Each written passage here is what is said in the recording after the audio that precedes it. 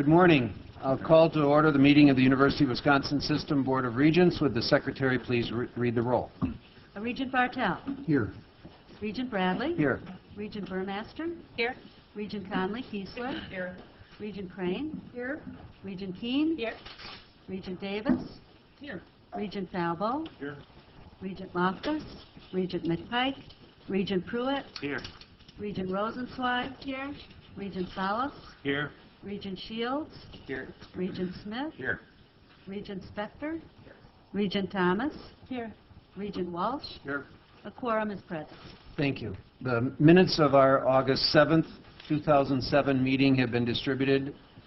Are there any questions? I could have a motion for their adoption or approval. Second? Second. All in favor say aye. Aye. Good. Approved. Thank you. I mentioned last month when we met that by statute, our job is to identify the higher education needs for the state of Wisconsin. And I also mentioned that our job is to advocate for state and federal policies that fulfill those needs. I've asked members of the board and others to join me in this advocacy role. And a number of you have seen fit to follow up on that, and I want to express my appreciation and also the appreciation of 163,000 students and their families and everybody in this state who's trying to run a business and succeed and needs qualified workers in order to do that. I mentioned last month Regent Crane published an editorial in the Green Bay Press-Gazette. Regent Bartel wrote a column for the Capital Times. I wrote an editorial that was published in the Wausau Daily Herald. President Riley wrote a piece in support of the growth agenda and what we're trying to accomplish in the Wisconsin State Journal. Since our last meeting, Regent Conley Kiesler had an editorial published in the Oshkosh Northwestern. Regent Smith recently had his column published in the La Crosse Tribune, and it was also picked up by 3 other local papers. Our chancellors, who sometimes can be our best local advocates, have also been very busy in this advocacy role. Chancellor Telford had a story published in the Janesville Gazette. Chancellor Wilson had a piece published in the Fond du Lac Reporter. Chancellor Bunnell wrote an editorial for the Stevens Point Journal. Chancellor Shepard had an editorial published in the Green Bay Press-Gazette. Also, a campus dean and a business school dean, Dean Daniel Blankenship of the UW Fond du Lac, wrote an editorial that was published in the Fond du Lac Reporter. And by the way, I had my first opportunity to visit that beautiful campus at UW Fond du Lac. I was very happy to get an invitation from Chancellor Wilson to address the UW College's convocation. There were about 600 people there, and that was a very, very nice group. Chancellor Wilson, I don't know where, right there. So I appreciate that, and that was a very, very worthwhile time spent with the faculty and staff of UW colleges. Dean Michael Knetter of the UW-Madison School of Business has also been advocating around the state, trying to, again, make his point of the importance of our graduates being able to make the business climate in Wisconsin healthier. We have, some of you have editorials in the works. Regent Thomas has a work that's in development or awaiting publication. Regent Falbo also is doing the same, and Regent Loftus and Regent Walsh. Other chancellors and deans are working on their advocacy roles. There have been campus visits since we last met also. Regent Crane visited UW Stevens Point, one of her buddy campuses, and she tells me that she had a very rewarding visit to the campus and came away with a deeper appreciation of the specialty activities that are going on in that campus. I pinch hit at UW La Crosse. Regent Smith had some excuse like a honeymoon or something. Best I can do. Most regents are pretty dedicated to the role. But, I was trying. yeah. But I had a delightful day at UW Oshkosh, courtesy of Chancellor Gao. It started at 7 in the morning with a meeting with a local chamber group, a great group to talk about the growth agenda and also to again mention our perspective on the pilot program that's being advocated at UW La Crosse as part of the growth agenda. When you travel with Chancellor Gao, he gets his money's worth. So in addition to the chamber visit and 3 radio interviews and La Crosse Tribune interview and his cabinet and faculty leaders, by 10 o'clock we stopped for... But thank you very much, Chancellor Gao. That was a very nice day. Also, since last month, we have had some regents doing their advocacy with individual legislators. Regent Falbo, thank you very much, has been busy in the Capitol making visits and not only talking about our growth agenda, but also Regent Falbo and Regent Walsh and Regent Loftus have agreed to serve as liaisons in explaining and advocating our position on the veterans' tuition remission issue. So thank you very much for your work on that. President Riley hasn't been sitting still either. He maybe will explain to you his legislative visits. And I think everybody got a copy of Regent Burmaster's materials where she has been advocating for a budget that adequately funds PK through 16 education through her newspaper editorials and radio interviews and Rotary visits. So thank you very much for that work also, Libby. These efforts certainly have a cumulative effect, and we have a very positive message to make about the future of the state of Wisconsin. And as Kevin has pointed out, and as I have pointed out, it's not about growing the university. It's about growing the state of Wisconsin. And anybody who has looked at economic development in the 21st century has come to the same conclusion, and that is, if you're going to do it successfully, you can't do it without your K through 12 and your higher education systems being adequately supported, managed properly, and executing on a plan. And that's what, from the growth agenda, we led to the beginning of developing this plan for the future, and that's what yesterday was all about. So thank you very much, everybody, for your efforts. It's good for the state of Wisconsin. That concludes my report, and I'll turn it over to President Riley. Thank you, President Bradley. And let me add my thanks to all of you who've been working so hard on this.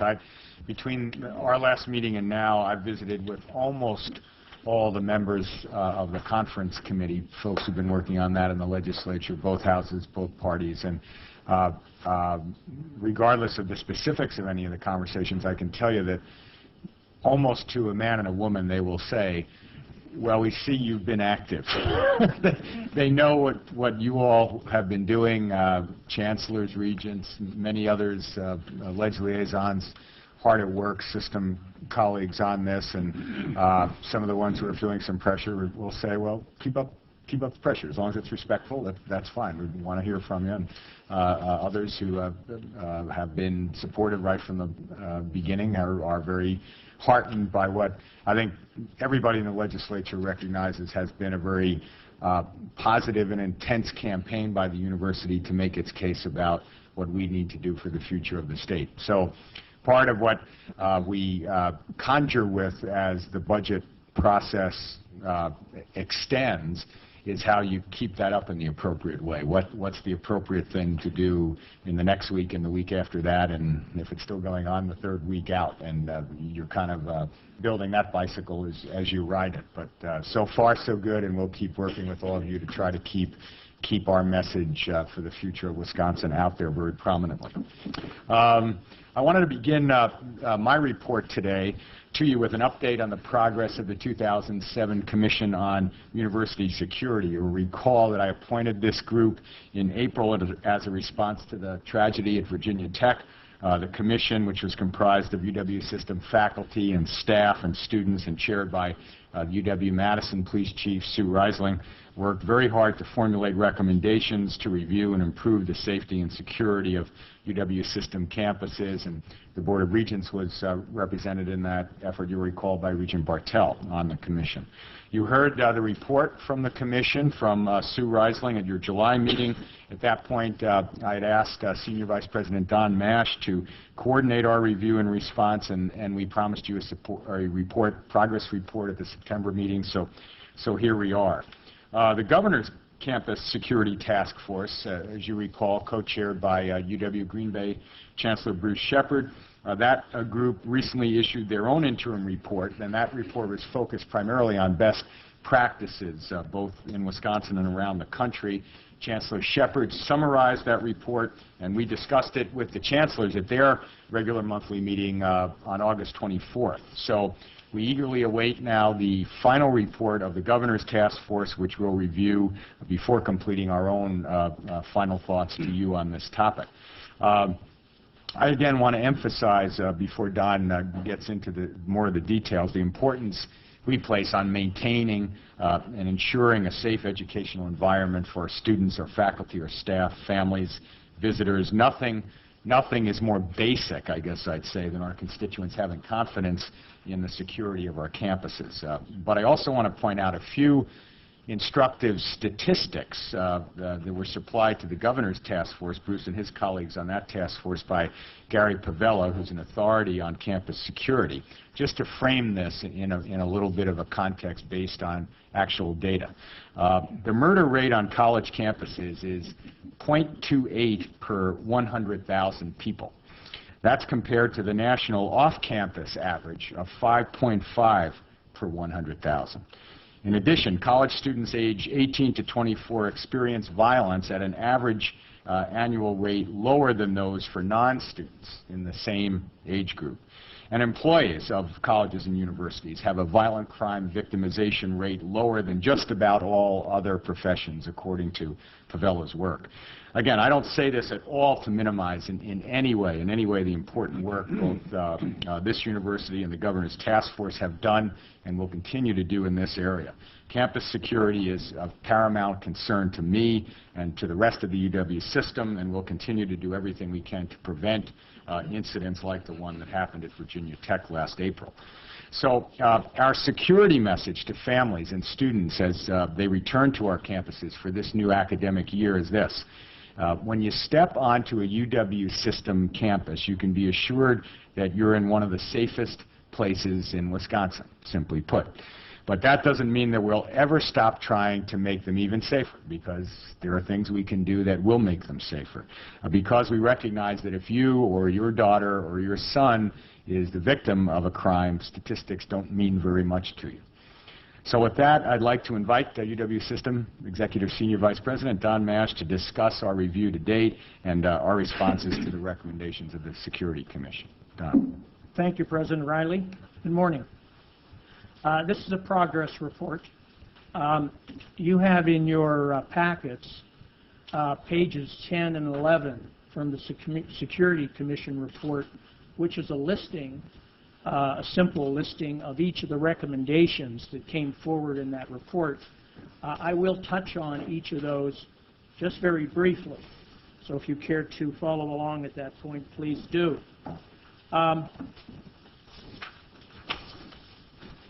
Roughly 2 weeks ago, the Virginia Tech campus and the 3 study groups it appointed reported out on their work.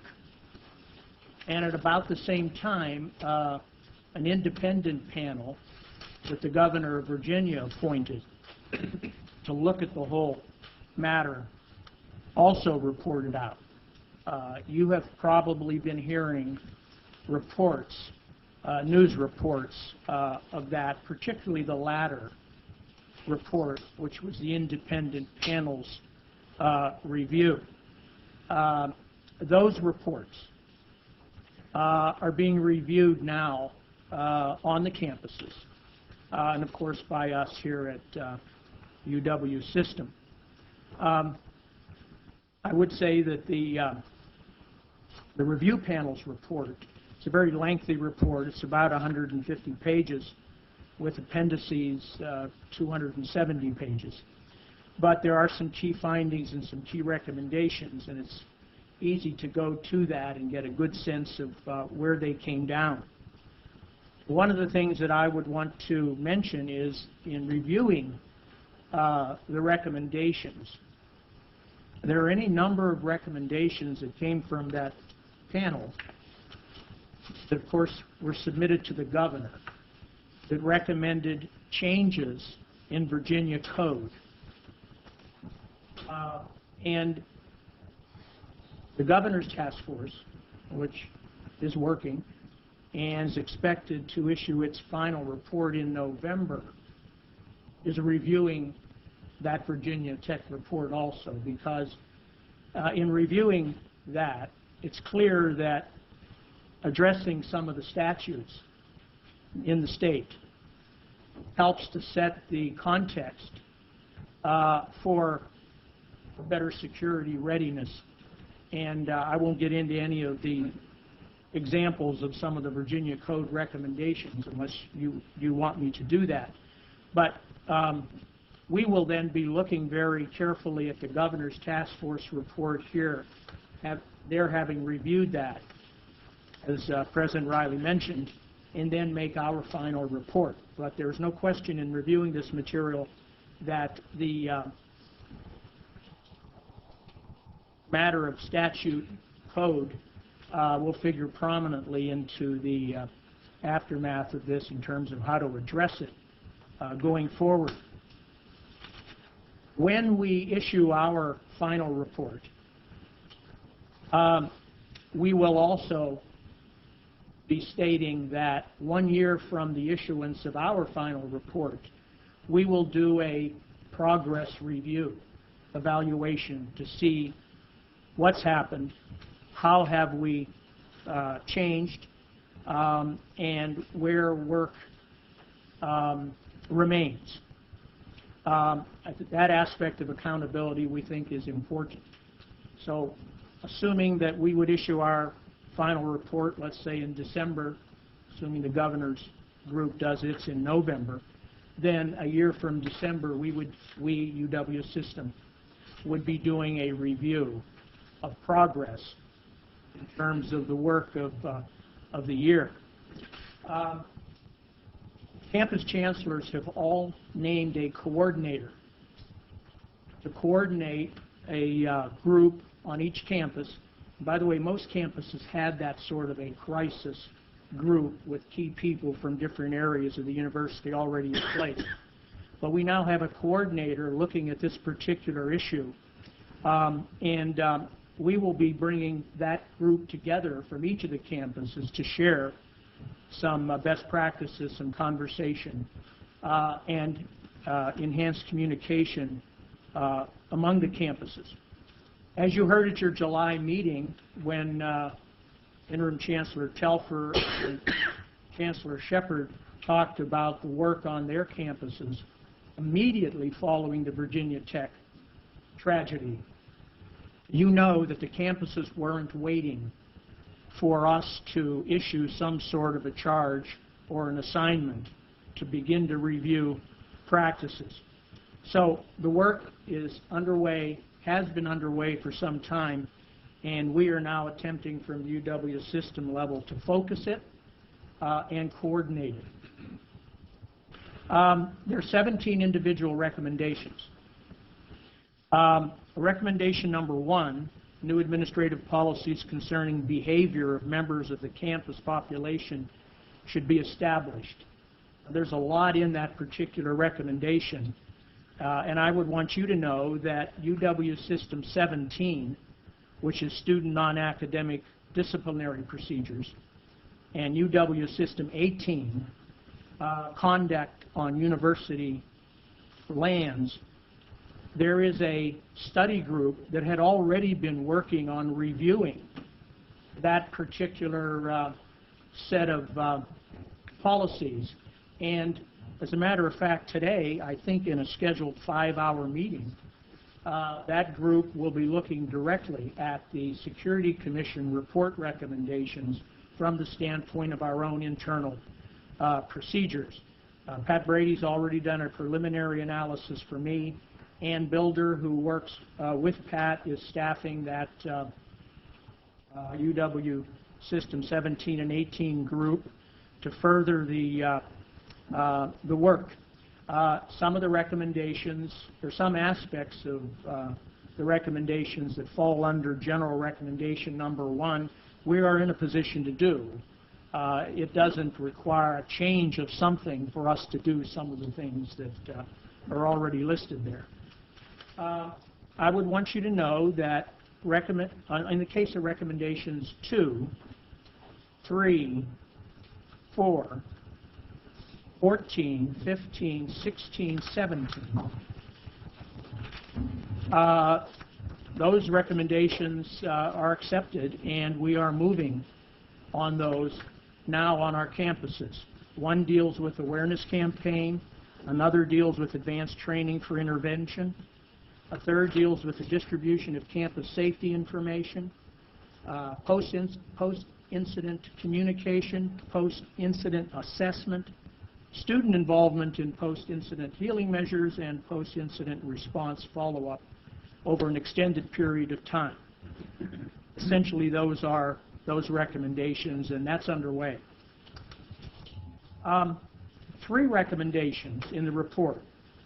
5, the needs of the UW colleges / extension, which are different institutions typically than our 4-year campuses. The Security Commission report recommended, actually appointed, subgroups to study that matter further. That's the case with 5. That's also the case with 8, counseling and mental health resource requirements review. And that's the case with number 13, communication measures and communication technology. All 3 of those recommendations have a subgroup that is expected to report, the date was today, is today, and I've asked Sue Reisling, who chaired the commission, who's receiving those reports, and has actually, I think, already received some of them, if not all of them, to do a review, and we'll be incorporating the thinking from those subgroups into our final report. I would add one thing. On the matter of counseling and mental health resource requirements, our UW system internal management group had already determined prior to the Virginia Tech tragedy to do a look at our counseling mental health services on the campuses. So that's happening and will continue to happen quite apart from the subgroup that came out of the commission activity. And by the way, Julie Gordon, who heads up our internal group, has been working closely with me as we're attempting to make some sense of all of the issues that are related here. I will offer one sidebar at this point. Many of you know that there was some concern when we began to think about the recommendations, and you heard the report at your July meeting, that some of these issues are going to have fiscal implications that we may not be quite ready, or frankly are not ready, to simply respond to with a snap, given the fiscal challenges that our campuses have faced over a number of years. And in our inquiry to the campuses, in asking the question, which of the recommendations would fall into the category of significant fiscal implications, The counseling mental health staffing matter was certainly one, and the other one, of course, was police and security personnel staffing. We had guessed that. We had assumed that that would be the case and those would be the two, and in fact they are. I will simply say this. From a standpoint of looking at something like the Virginia Tech tragedy, and in the discussion with our chancellors, the preventive measures appear to be significant in a matter like that. And that's where the counseling mental health services on a campus come into play. So if there was any thought that the answer would be predominantly to employ more police, there's probably going to be just as strong an argument, if not stronger, to increase our counseling mental health support for our students on the campus. And I can tell you, also as a related sidebar, that in fiscal crunches and a review of all the campus services that typically occur, that's one, counseling mental health services, that in my experience has always come to the fore, and the question is asked, should we be doing that on our campus? Isn't that something that we should offload more quickly, maybe one intake session and then another referral? And consequently, counseling centers over the years, and this isn't just a UW system, have not fared very well as funding for public higher education has decreased. So, 3 subgroups will be looking at their reports, and we'll be looking soon. Recommendation number 10. 24/7 university police staffing for all the campuses. Now, all of our campuses are working with their local law enforcement agencies, whether it be city, county, whatever, and that's to be encouraged, and that should continue. Short term, it doesn't appear we're in a position simply to hire all the police and security personnel we need to do a full 24/7 coverage of the type that we might want, but 24/7 coverage is not unusual in a cooperative effort between our own police, campus police, and community police. Every campus is a little different, and that's true with a lot of these issues based upon size, relationship, and what have you. But I would want to tell you today that one of the recommendations in the report talks about the need for radio interoperability on all the campuses with their local law enforcement agencies. Some campuses have it, some campuses do not have it. Some campuses have partial radio interoperability. The estimated price tag to get that done for all the campuses is roughly $50,000 plus, and we're going to commit to doing that somehow, some way, and we'll be working with the campuses to figure out how to sort that out. So shorter term, in terms of the staffing issue, I want to make that point. I want to make one related point on staffing. You would think, given the budget reductions that we've had and the extent to which those budget reductions over the years have been targeted, focused on administration, our institutional support line, that if you took a look at our security and police staffing today versus maybe 2 years ago, you might think that the number of positions on each campus dedicated to security and police would have decreased.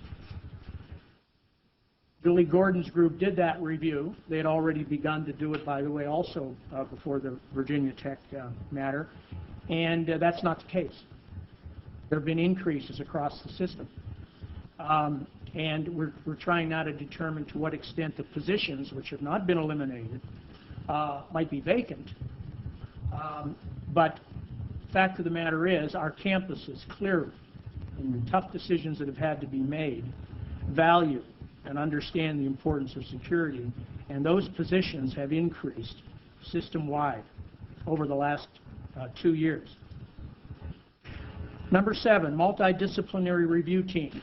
I simply want to say that each of the campuses has something like that. I mentioned the crisis management group earlier.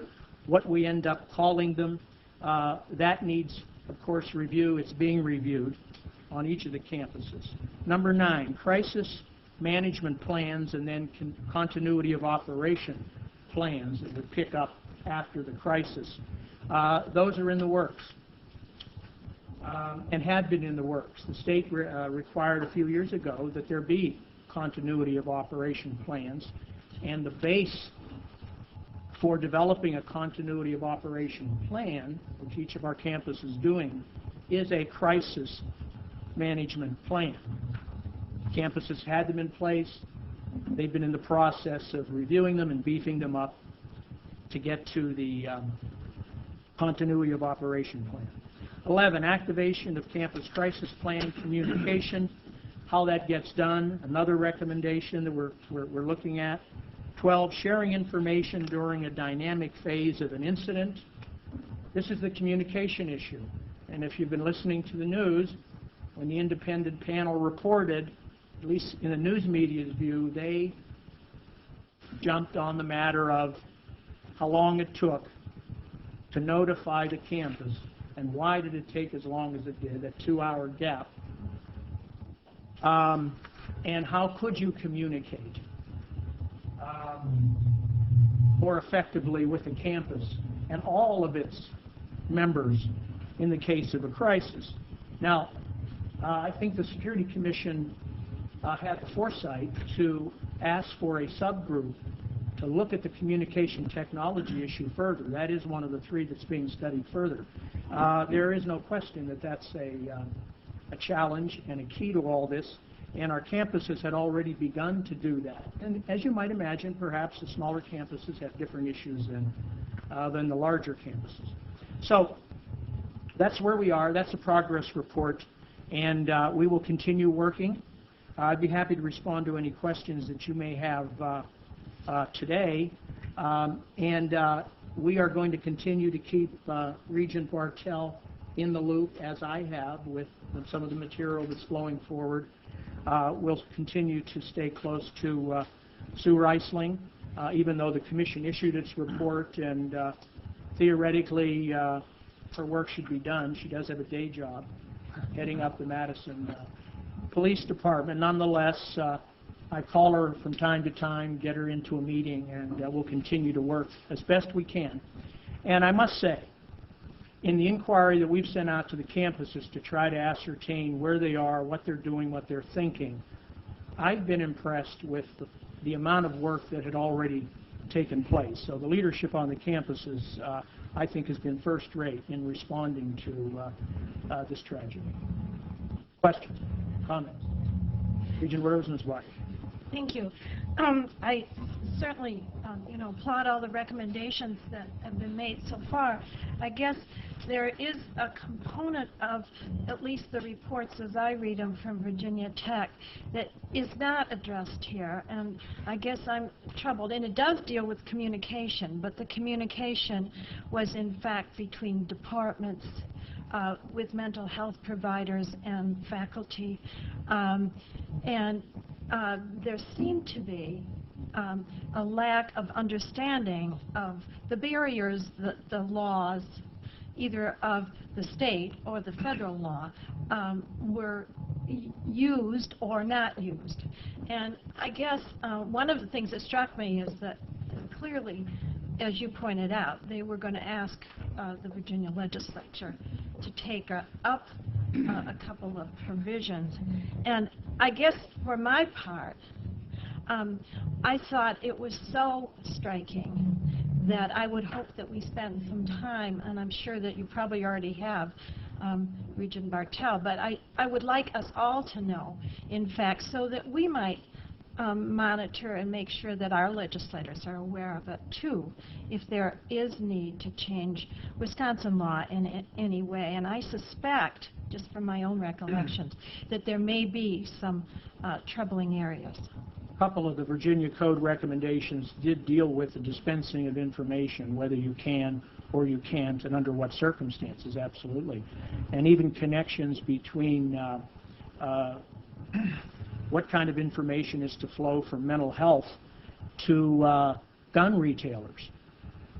There are any number of things that are related to that. I would add one thing, that when our chancellors had this conversation at the recent meeting, this whole matter of regulations, what may you divulge and what may you not divulge, counselor-client relationships, how that figures into it. Our chancellors essentially said, you know, we would like some base guidance about what we may and may not do, and have that clarified. And I think that our legal folks are going to be doing that as it relates to laws. But further, and this I think would be most important, is to know if it's not possible within the context of Wisconsin law now, that we know what perhaps could be changed or should be changed.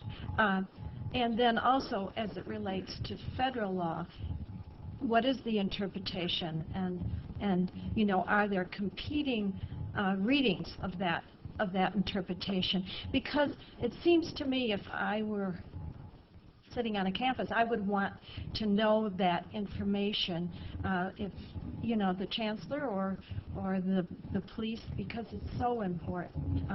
Communication is important as it relates to some of these issues, and so I hope I have no answer to that except to Well, take yes for an answer.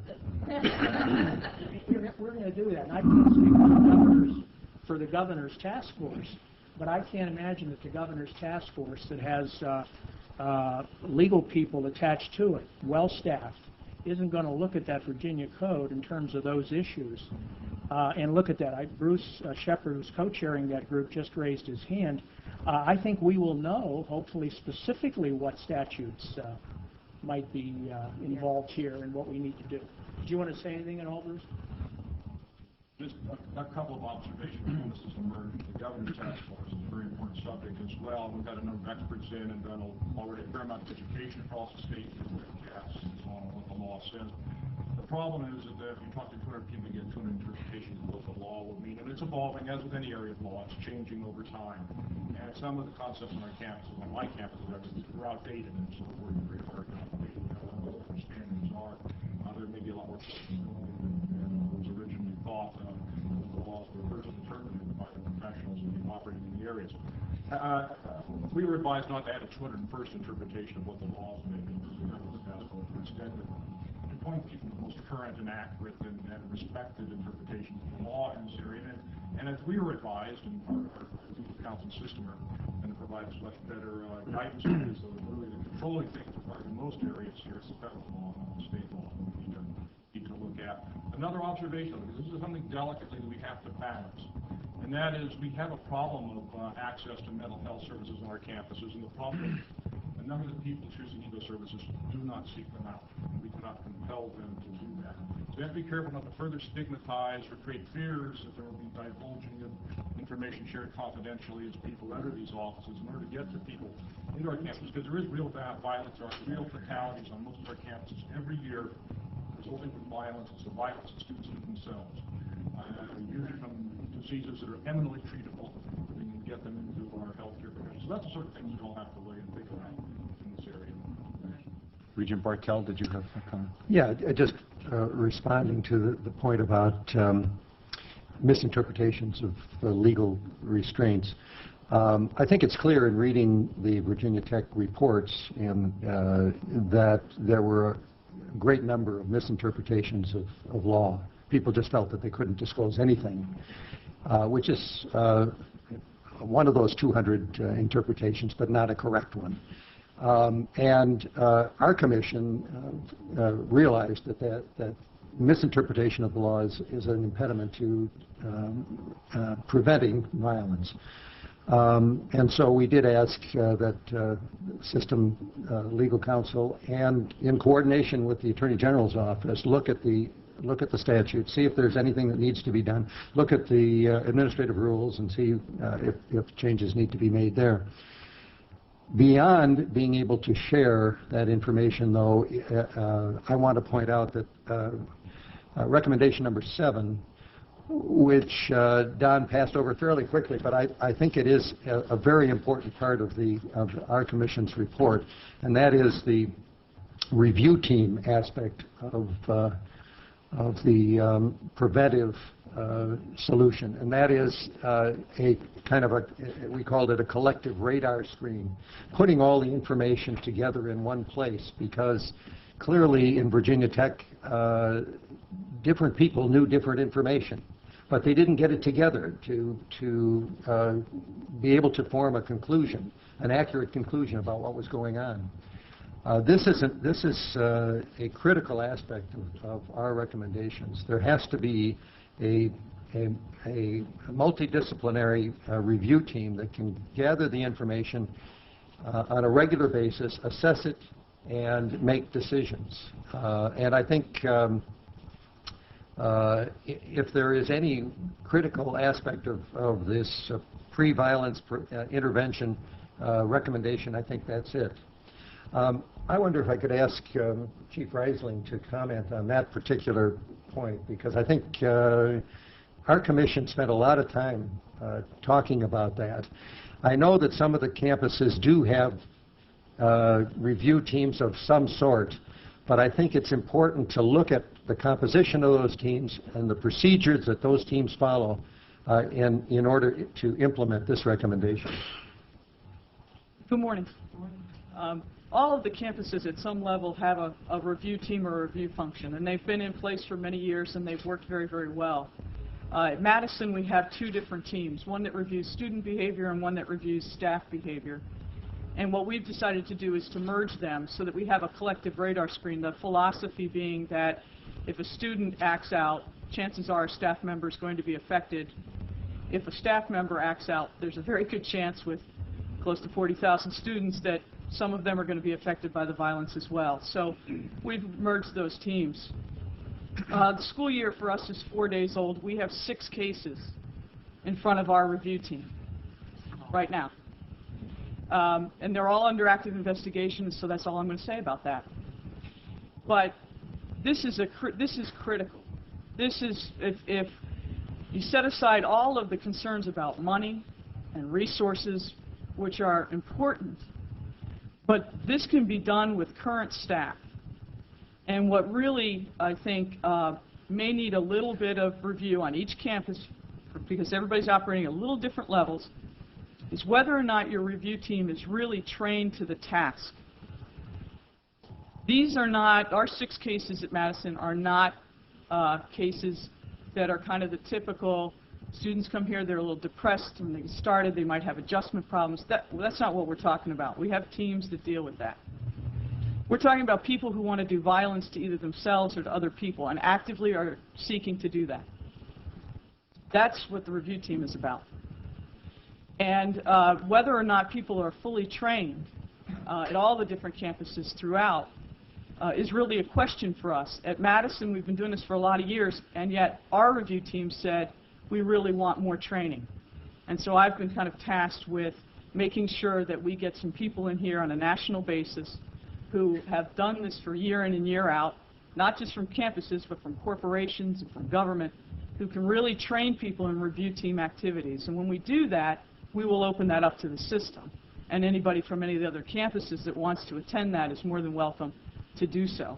I think this one, we talk about counselors, they're important, but this recommendation of all, we've got to see what's out there. We've got to know what's out there so that we can react and we can plan. If we do nothing else, we've got to do this one. Any other questions for anybody? Regent Bartell, the Chief, Don? Yeah, Rick, Chancellor Wells. Just a couple things. we've mentioned this before, but the stalking law in Wisconsin needs to be thoroughly reviewed, analyzed. Is it being used? Do we understand it? How does it stack up against other stalking laws? That's another one that would be helpful. And as I was sitting here, it just dawned on me something else that these commissions might look further into. All of our campuses, and this is one of the really great things about Wisconsin, it helps us with our relationships in our communities.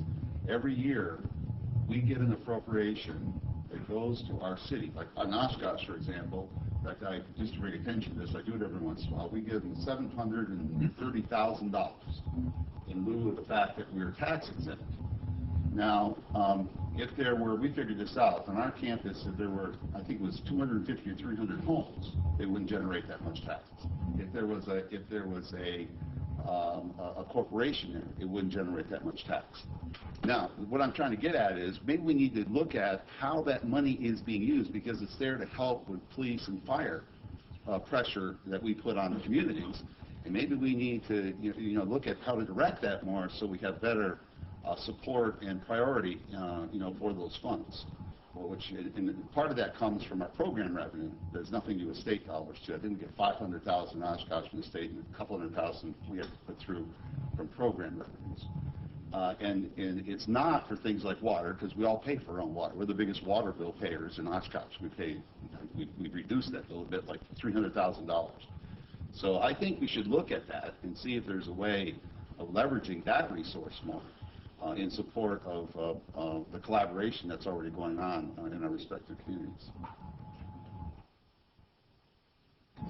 Anything else?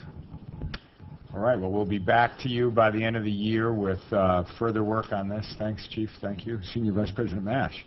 I just wanted to conclude this part of my report by pointing out that I have in front of me the 21 key recommendations or summary of key findings, as they've called in Governor Tim Kaine's report, the governor of Virginia, on the Virginia Tech incident. So this is the outside group. The bottom line key finding, 21 out of 21, is this. In order to advance public safety and meet public needs, Virginia's colleges and universities need to work together as a coordinated system of state-supported institutions. Now, we're already doing that in Wisconsin. We have a lead because we are that already. Virginia doesn't do that, even now, in the way that we've been doing it for a long time. And this is one of the virtues of having the kind of structure that we do here, where we can work together, share information, and sometimes, even as Sue was suggesting, share resources on these major issues that we all face across our campuses. But we face them in different ways, given the size and location and mission of the campus. So I just thought that that was a striking key finding from the governor's report in Virginia.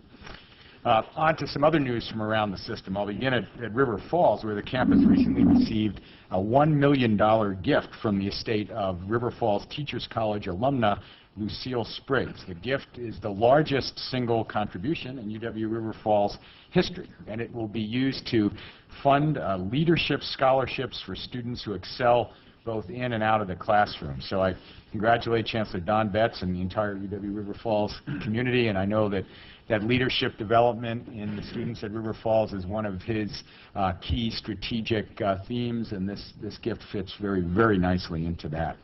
Staying in that region of the state, I'm pleased to announce the expansion of Momentum Chippewa Valley, a regional economic development organization that currently serves Chippewa, Dunn, Eau Claire, and Pepin counties. After receiving a recommendation from our UW campus chancellors in the region, Brian Levin-Stankiewicz, Charles Sorensen, and Don Betts, the Chippewa Valley Technical College president Bill Eilenfeld also, the organization's board of directors unanimously approved a resolution inviting other counties from west central Wisconsin to join. The move currently recognizes the enormous economic development potential that this region has, the St. Croix and Chippewa valleys together, and that potential is very much undergirded by our campuses in that region. So I wish Momentum Chippewa Valley the best. I thank the chancellors involved in that and President Eilenfeld for their advocacy. I'm pleased to report today yet another valuable partnership that's been forged between our 4-year and 2-year institutions. In this case, UW-Platteville is partnering with the UW colleges to offer a new way of delivering 4-year engineering programs to students around the state. UW Marathon County, in the president's home area, is one of the UW colleges to participate in this new delivery method. Platteville already has existing engineering partnerships, I think you're aware, with Fox Valley, UW Fox Valley, with UW Rock starting up this semester. Now students at UW Marathon County will use their Associate of Arts and Science degree to fulfill Platteville's general education requirements, and those students will be able to take entry-level engineering courses at UW Marathon, where they'll be taught by engineering faculty. The same students will then also use streaming video technology, including real-time office hour visits using webcams to complete their upper division course requirements. The program will also feature a mobile laboratory that will come to UW Marathon County periodically so students can log the necessary lab hours in their engineering lab courses. This is one of the many examples that I was talking to Regent Loftus about yesterday of how this university system is recasting old methods of operation and extending its resources in new ways to meet the needs of Wisconsin citizens. So I congratulate all the institutions involved in that. In announcing its decision to remain in West Bend and undertake a major expansion, the Gale Corporation, one of Wisconsin or Washington County's major commercial players, cited UW Washington County as a main factor in its plans. The company will retain 191 jobs at its headquarters facility and construct a new $20 million research and development center in that community. The company is seriously considering leaving the state, and they said a big part of the reason we're going to stay is because of the new relationship we're striking with UW Washington County. That new center, that R&D center that they'll be building, will create 87 engineering jobs, generate about $30 million in new regional economic activity every year. So partnerships between UW system institutions yield tremendous economic benefits for Wisconsin. In this case, again, Platteville is supplying educational support for a new engineering facility in West Bend that will help UW Washington County further expand that engineering initiative. So my thanks go out to Chancellor Marquis and let's see, who's Provost Carol Subutz, who's representing Platteville today, and Chancellor David Wilson and UW Washington County Dean David Nixon and others who work to ensure the West Bend community can continue to increase its economic standing. UW Colleges and Extension Chancellor David Wilson also asked that I recognize a new colleague, David Scable, today for his selection as Dean and Director of UW Extension's Division of Continuing Education, Outreach, and E-Learning. And I think David is over here with us. David, why don't you stand up? Welcome.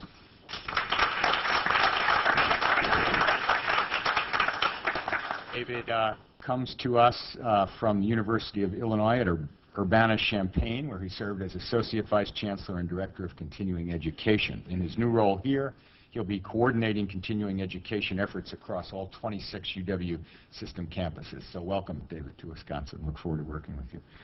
Now I'd like to recognize a few award-winning academic programs from 2 UW system campuses. First, the Association of Information Technology Professionals recently named UW Whitewater's Management Computer Systems program the best in North America for the 8th time. For the 8th time. The program's ability to adapt its curriculum to the major trends in the information technology field is a major reason behind this enormous success. In fact, only one other computer degree program in the nation has been honored this way multiple times. So congratulations to Interim Chancellor Dick Telfer and everyone involved with that program at UW Whitewater.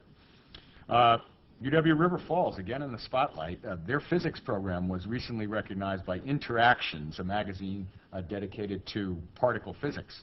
The article called UW River Falls Physics Department one of the thriving programs in the country for its success in increasing the number of graduates. The department's many student-centered offerings received high praise in the article, and I again commend Don and the campus for efforts there. I'll remind you, we'll have the opportunity to meet some of the Mr. and Ms. Wizards who populate that physics department next month when we convene our October meeting on the UW River Falls campus. Finally today, I'd like to share with you a few items from Beloit College's recently released Mindset List, which some of you will recognize. It identifies every year how the current class of first-year college students sees the world. This class, according to the list, is the first in which the vast majority of its students were born after the Cold War had ended.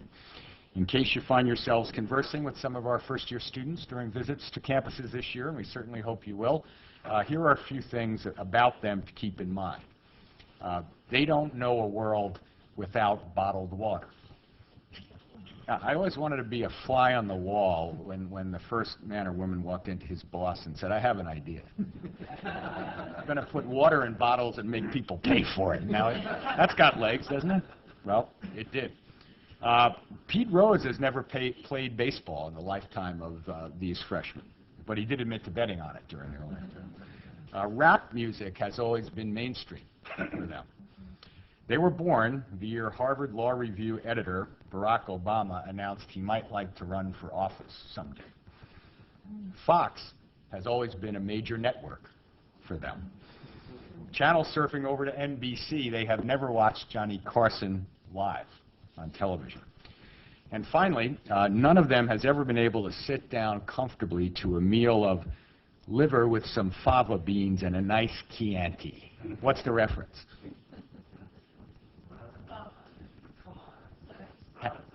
Silence of the Lambs, Hannibal Lecter, Hannibal the Cannibal.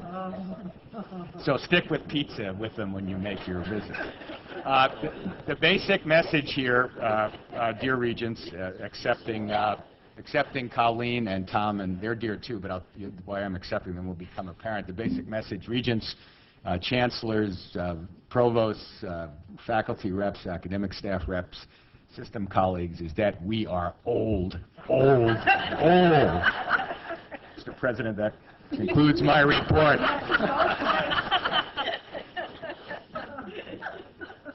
Regent Salas, are you objecting? But I just wanted to add some recognition of one of our student athletes this past week at the Washington State Games, Sarah Bauer, who helped bring us the national championship, and the women's hockey team has since been recommended as a finalist for Woman of the Year in the NCAA. And I just wanted to acknowledge her contribution, not only to our hockey team, but as a student athlete.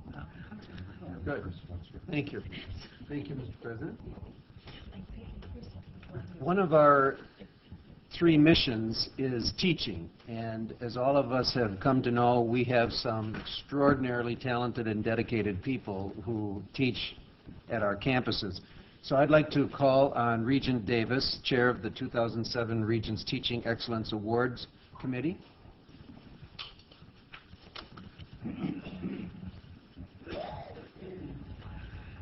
Good morning and welcome.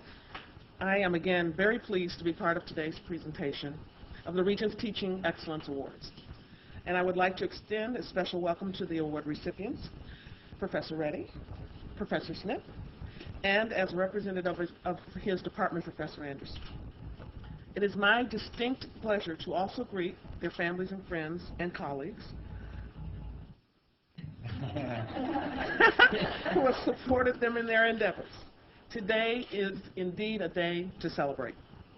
As always, the Regents conferred their 3 annual awards, 2 individual awards and 1 department or program award.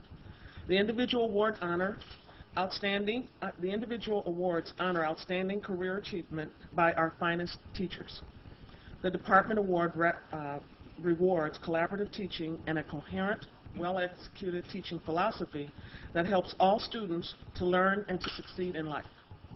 This year's selection team included Regents Bartell, Salas, McPike, and Thomas. And yes, we did miss you, Vice President Pruitt.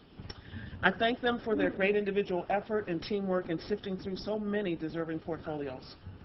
Truth be told, we all love this particular part of our task as Regents. And in reading the dossiers of these talented and passionate UW systems teachers, we seem to suffer an embarrassment of riches. I cannot help but add, that the system as a whole or our students suffer riches at the moment, as financially needy students are still waiting for their Wisconsin higher education grants because of the delay of the legislative budget. We cannot help but note that a system of education does need more than the blood, sweat, and tears of its teachers. Can one really continue a creative and effective system of education, even with the best of all teachers, without funding it properly? I dare say not. Among the nominations of so many outstanding teachers, we looked upon nominees who are deeply committed to creating significant maturation and leaps of understanding in their students. While these dedicated professors pursued different avenues to effective learning and teaching, they all demonstrated a remarkable accommodation to the needs of their students and a commitment to high standards in their profession. This year marks our 15th annual presentation of these awards. We all feel proud of this tradition. Think about it. These teachers go well beyond the call of duty. They foster imaginative problem solvers and educate the minds and hearts of Wisconsin's new leaders. In our continual search to make our UW system the best it can be, these awards recognize that teaching is not merely a job, but a calling. Don't imagine that these teachers don't sacrifice. Yet they happily spend their time and energy with our youth, and not so young, and inspire them to get ready for their life's work.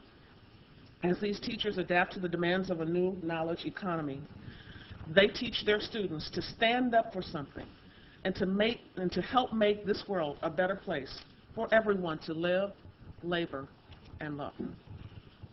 To sustain this passion for teaching over the span of a career takes extraordinary dedication and lots of energy. Regents Bartell, Salas, and Thomas will now introduce each of the winners and give them their award.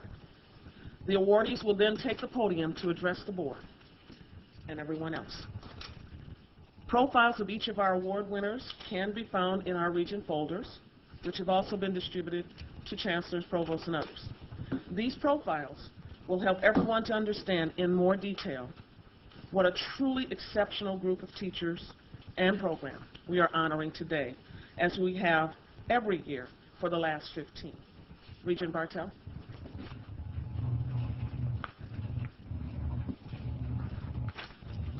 Thank you, Regent Davis.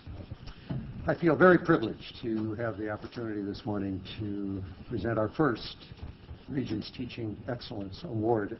This is my first year on the committee. I replaced Vice President Pruitt, and I was absolutely awestruck at the qualifications and achievements of all of those who were nominated for this year's awards. We are so fortunate in the UW system to have such inspired and inspiring teachers. I'm now going to present to you the first of those very talented teachers that we have. Dr. Diane Reddy, at a certain point in her career, began to wonder what would happen if I stopped simply delivering information to students and started guiding or facilitating student learning. Well, we know what happened. Diane Reddy, professor and associate chair of the psychology department at the University of Wisconsin-Milwaukee, has emerged as one of our system's most accomplished teachers. Educated at the University of Hartford and the Uniformed Services University of Health Sciences in Maryland, she joined the UW-Milwaukee in 1983. While the task of choosing recipients for this award is never an easy one, Professor Reddy's accomplishments clearly stood out for those of us on the committee. Aptly referred to by her colleagues as a teacher's teacher, she was the recipient of the 2006 Alumni Association Award for Teaching Excellence and the 2001 Distinguished Undergraduate Teaching Award. Her extraordinary gift for teaching and mentoring has inspired undergraduate and graduate students for several decades. Dr. Reddy's teaching philosophy is captured by this very simple statement: I hear and I forget. That happens to me all the time. I see and I remember. I do and I understand. Throughout her long teaching career, she has directed numerous master's and doctoral theses and initiated reform-driven curriculum development. Moreover, Dr. Reddy's outstanding teaching technique has received national recognition from her profession. The American Psychological Association selected her as a consultant on teaching health psychology, and her undergraduate course materials were published in a book titled Teaching Health Psychology, which is used by her peers throughout the country. Her research on the health of women and underrepresented populations has had a great impact on scholarship and on patient care, and her publications typically include undergraduate and graduate student authors whom she encourages to engage in community service. Her graduate advisees regularly receive national research awards. Now, in support of her nomination for this award, one of her students wrote to us the following: Dr. Reddy is very successful at finding the strengths of others and further developing those strengths. Education in general seems to have a glass ceiling effect.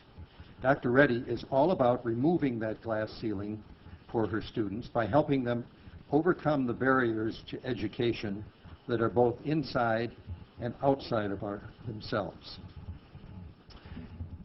Other students have had similar high praise. One wrote to us, "The long-lasting effect that Dr. Reddy has had on my life is the most remarkable testament to her teaching excellence.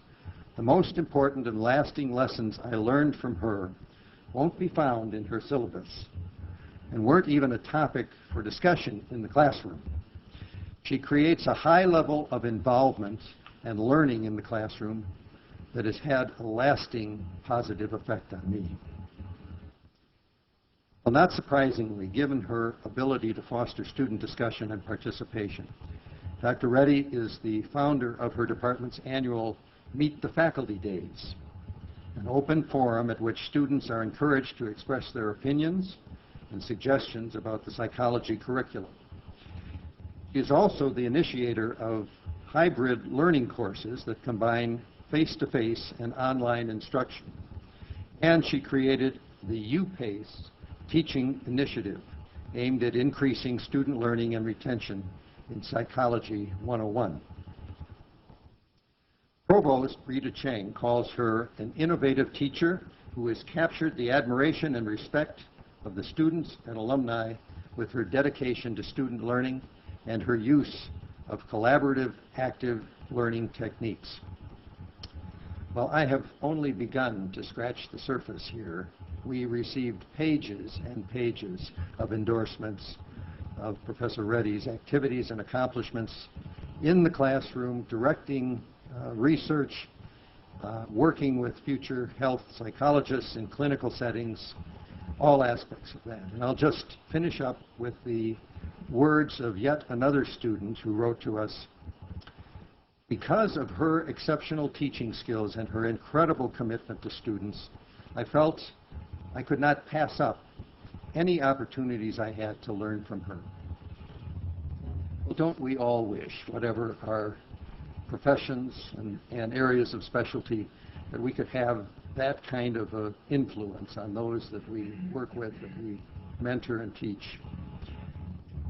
Professor Diane Reddy, I'm pleased and privileged to present to you the 2007 Regents Teaching Excellence Award.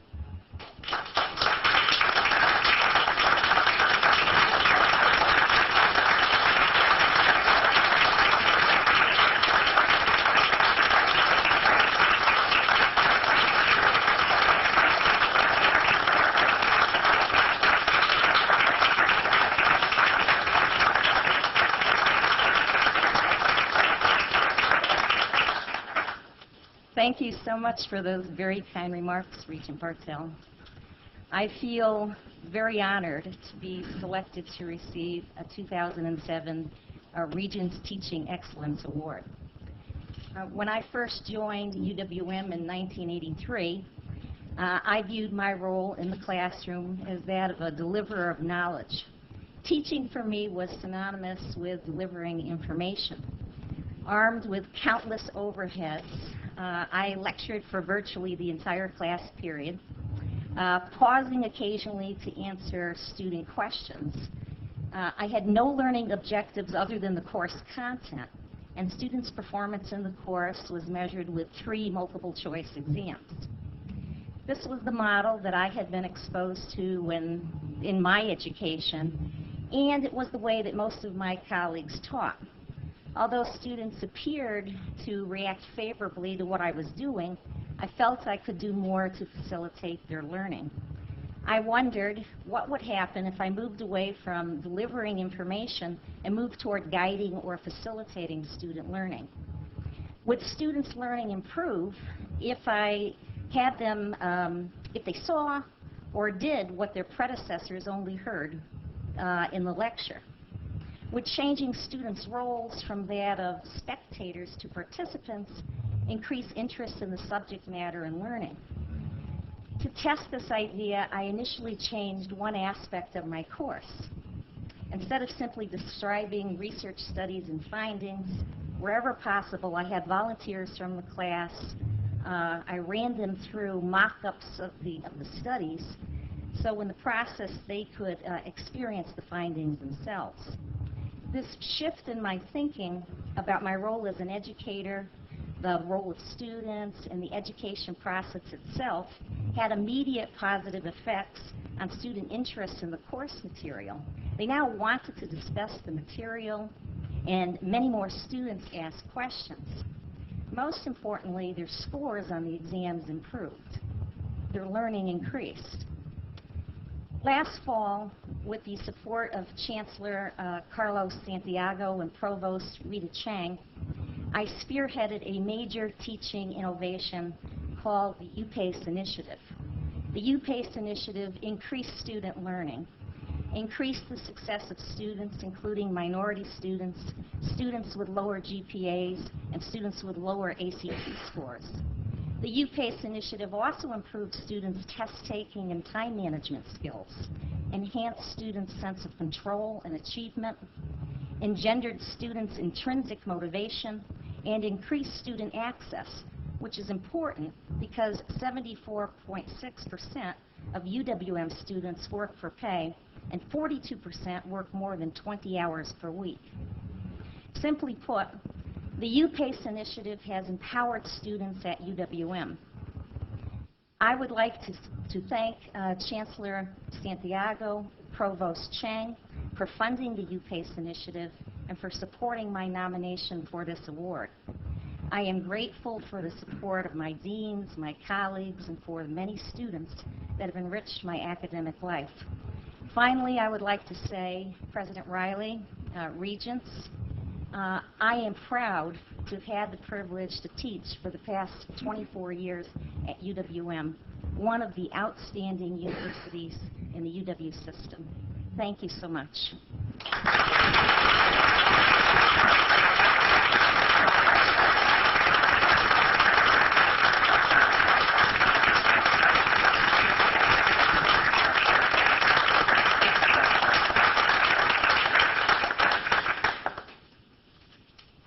I am thrilled once again to come before you and present one of the Teaching Excellence Awards. I'm proud to say that in addition to my participating in the Physical Planning and Funding Committee for the last 5 years, it's been my privilege to be part of this group, and nothing has given me more pleasure. Today, again, I am honored to present one of the awards to Dr. Lois Smith, Professor of Marketing at the University of Wisconsin-Whitewater. I take special pride in noting that Professor Smith earned 2 graduate degrees from the UW system institutions, namely her MBA in marketing from the University of Wisconsin-Whitewater and her PhD in management science and marketing from the University of Wisconsin at Milwaukee. She served 2 terms as chair of the Department of Marketing at Whitewater. In a previous life, she held positions in teaching English at various colleges, as well as basic skills to inmates at the Rock County Jail. Where to begin? The evidence of her teaching accomplishments and her impact to students from all walks of life is overwhelming. Let's just begin with her own words. And I quote, "I began my formal education in a one-room country schoolhouse on the South Dakota prairie," writes Professor Smith. "My world was small, with boundaries running about 3 miles distance, as far as I could walk or ride my bicycle and get back home in time for supper. The geography of my world and my experience in education has never stopped expanding since those days." I might add that her world now also includes the Netherlands, which is a difficult bike ride from here, but nevertheless, Lois was instrumental in setting up the exchange program with the Arnhem Business School. In addition, she was one of the first faculty in the Whitewater online MBA program to make her classroom the whole wide world. Students in her virtual classroom reside in the Georgian Republic, Singapore, Indonesia, Afghanistan, and all over the United States. Indeed, as Lois realized the length and breadth of her association with students and alumni have expanded exponentially from that prairie in South Dakota. We're not the first to recognize Professor Smith's leadership abilities. In March of this year, she was initiated as president of the Pi Sigma Epsilon, a national sales and marketing student organization. She received, among others, the prestigious UW-Whitewater H.P. Roseman Teaching Award, the University Faculty Advisor Award, and twice, in subsequent years, the College of Business and Economics Service Awards. Her students point to her infectious passion for teaching, her availability outside the classroom, and her ability to accommodate their various learning styles. Her colleagues highlight the manner in which she creates an interactive learning environment by using multiple instructional techniques and by emphasizing critical thinking. Lois has earned a reputation throughout Wisconsin for a remarkably innovative and effective pedagogy, as well as thoughtful integration of technology in her classes. That this professor goes beyond the ordinary will become clear in what I will tell you next. As co-coordinator of the College of Business and Economics Learning Community, she took an office on the first floor of the UW-Whitewater's Lee Residence Hall, the handicap-accessible first floor designated for men who use wheelchairs. She began to meet the wheelchair basketball team and to learn new techniques to talk with students whose speech were impaired. As Professor Smith tells us in her own words, "My whole world grew again. The walls of my classroom widened to include the campus as a whole outside the average, quote-unquote, whatever that may be." Her students appreciate, above all, how accessible she is, not just in terms of offering her time to students, but in the comfort and the ease she makes students feel. Dr. Smith regularly mentors students who complete research as part of her marketing courses and then accompanies them as they present their findings at national conferences. Her objectives are to teach students so that they are ready for the world, as she says, of work, but also for life outside of work. In short, she makes marketing come alive. It is in this vein that we can truly understand that Professor Smith wrote to us, separating, and I quote, "Separating the concepts of teaching from learning is difficult for me," she says. "Every location, every subject, every group of students has taught me something and made my life wider and richer." Her colleagues deeply appreciate her leadership.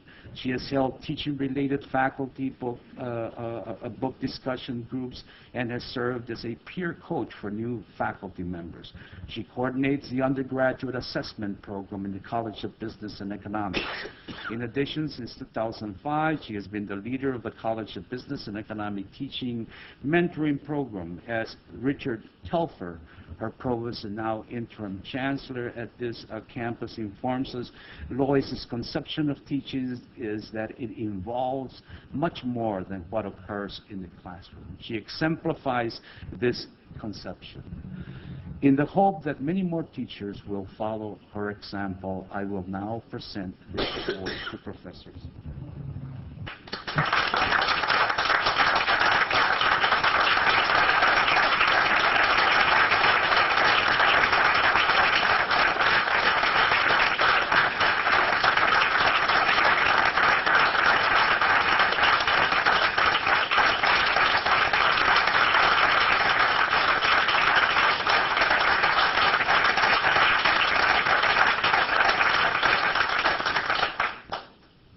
Thank you, Regent Salas, and thank you, all of the Board of Regents.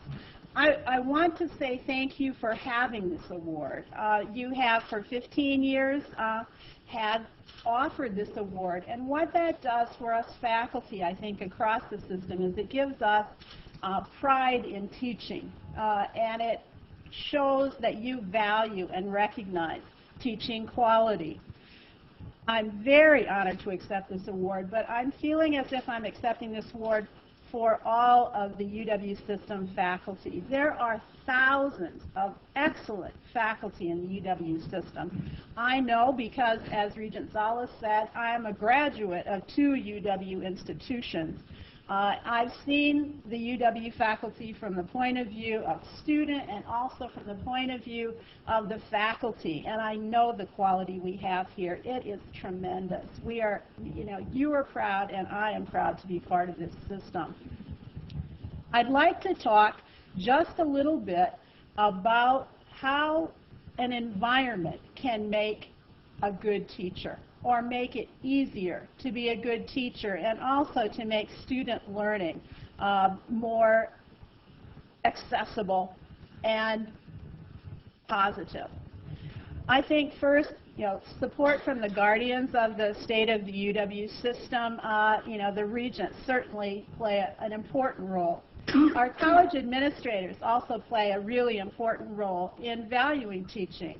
And Dr. Telfer, our interim chancellor, thank you for nominating me, Dick, has been a colleague of mine for many years.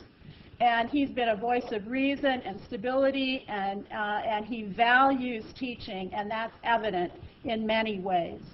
My Dean, Christine Clements, also has given so many opportunities to the faculty at UW-Whitewater and the College of Business and Economics. She's been a mentor for me. She has, when I have wild hair ideas, she lets me go with them, most of them anyway. And sometimes she also stretches, faculty. She said, why don't you try this, like assessment? She asked me to come in on assessment. So, okay, I don't know anything about assessment. Well, you can learn about assessment, So stretching people, giving them opportunities, giving them ideas for things to do. So administrators are certainly key. At UW-Whitewater, we also have a program called the Learn Center, which Dr. Telfer has supported for a long time. The Learn Center is not for students, it's for faculty. And the Learn Center is a tremendous tool for us as faculty. We have book discussion groups, we have brown bag lunches, we have speakers, we have mentoring programs for new faculty, we pair up people, existing faculty with new faculty. There are wonderful opportunities to talk across campus and to create a community within that Learn Center. And I think that environment also contributes tremendously to successful teaching. Then on the student side, we have, of course, good classroom instruction and skills and knowledge that our students need. But I think there are 3 programs within our campus and that are also available at other campuses that really make a difference for students' education. One is the learning community, which Regent Salas talked about. We have students who are coming in as freshmen, and they are taking 3 courses together. The faculty know each other from across campus. They talk to each other. They integrate their syllabi. So that's another way of creating community among faculty. But also the students then feel comfortable and also more satisfied with their experience on the campus. And they typically, research would show, will be retained longer, graduate sooner, and just generally feel more positive about their campus experience. I should also note that my husband there, Greg, is the director of the first-year interest groups here at UW-Madison, so I'm a little prejudiced on that score. And then another issue is the exchange programs, which Regent Salas also talked about. Our students at UW-Whitewater typically are employed. As Diane said, you know, the Milwaukee students are too. It's hard for them to study abroad because they have to give up their income for that semester, and they are contributing towards their education costs. So, and also our students are not widely traveled typically. So for them to go on exchange takes great courage. I love it when they go. We have 3 in Arnhem right now at the College of Business in Arnhem in the Netherlands. And they go, they're worried. They're apprehensive. They sometimes call, and their mothers call, and their fathers call, and they say, you know, I don't know, I think I've changed my mind. I've had some who dropped out like 3 weeks before they were going to go, and then 2 weeks before they were going to go, they came back. You know, it takes tremendous courage. They leave apprehensive, they leave fearful, they come back strong, worldly, sophisticated, and courageous. You know, it's so exciting to see them come back and have them talk to the students who are thinking about going out. And then the third one is, and the final one, is student organizations. I'm an advisor to a student organization on campus, and that organization gives students the opportunity to go outside their campus as well, to regional and national conferences and competitions, to present research at those competitions, to talk about projects, to meet professionals in their fields. And also it gives them an opportunity for leadership and community service within the campus and those and within the community. And those skills outside the classroom are oftentimes as important as what happens in the classroom. Our students at UW-Whitewater are eager and hardworking and grateful. You know, I think about, well, what I give them. They give me far more than what I would ever give them. They are so thankful for things that I do in advising organizations or taking care of exchanges, things that, or the learning community students baking cookies. Greg and I baked cookies in the residence hall basements during finals week. You know, those kinds of things. They're so generous, and they remember us, you know, for years to come. I can't think of a career that ever could be more fulfilling than being a faculty member at the University of Wisconsin-Whitewater and being part of the UW system. So thank you.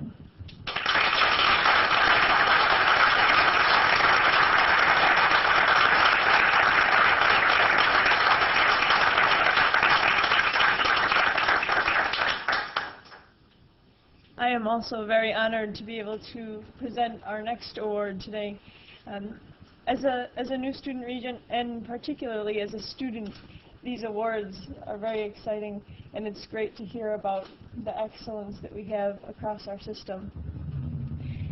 It is my honor today to present this year's Regents Teaching Excellence Award for a department or program to the University of Wisconsin-Platteville Department of Civil and Environmental Engineering.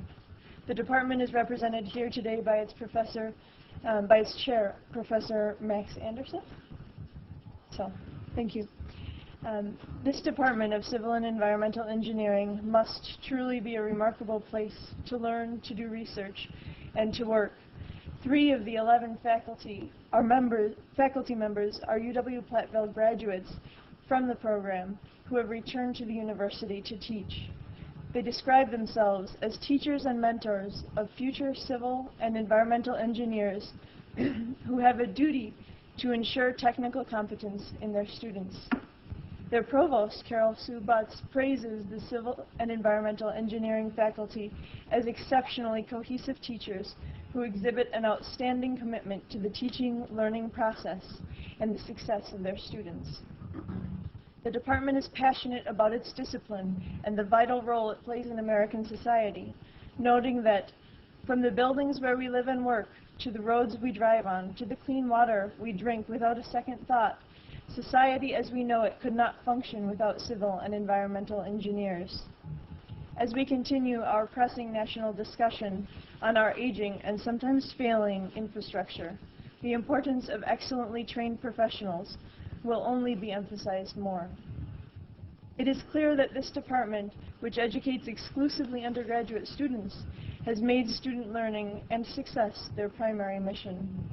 There is a long list of first-rate experiences that faculty have sought out to improve student learning.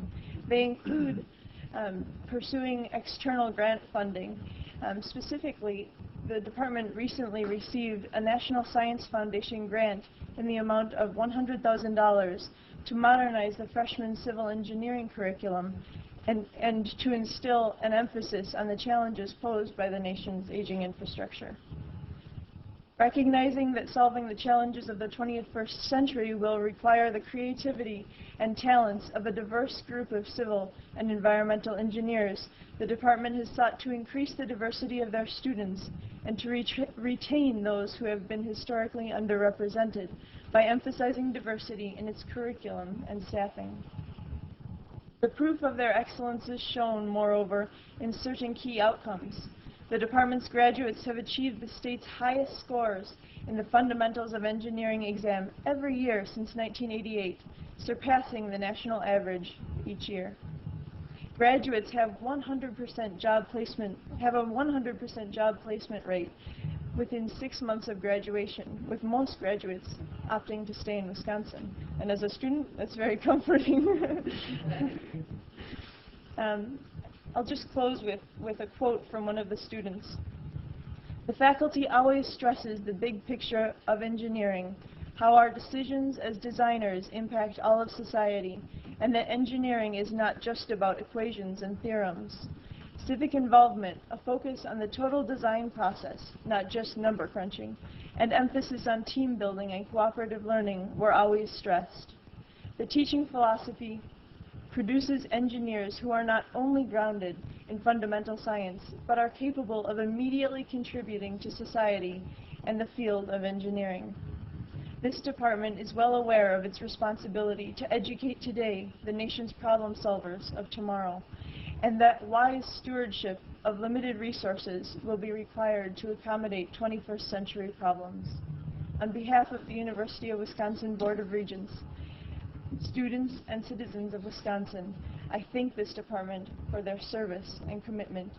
Let me now present the UW-Platteville Department of Civil and Environmental Engineering, our award. Dr. Anderson.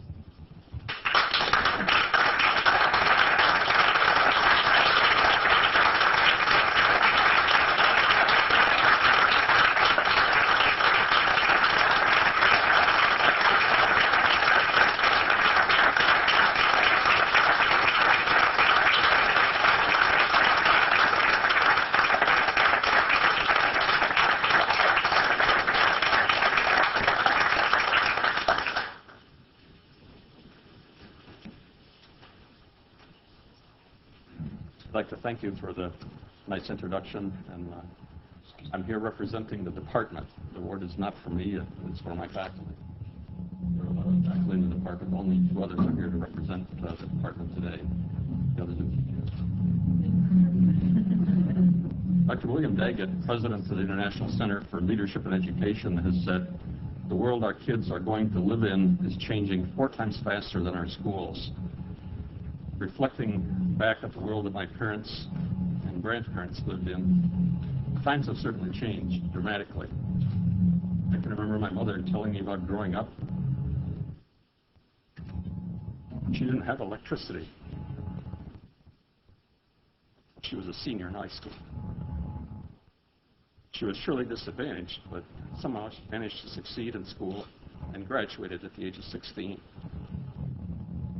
Once she survived her teen years without a cell phone,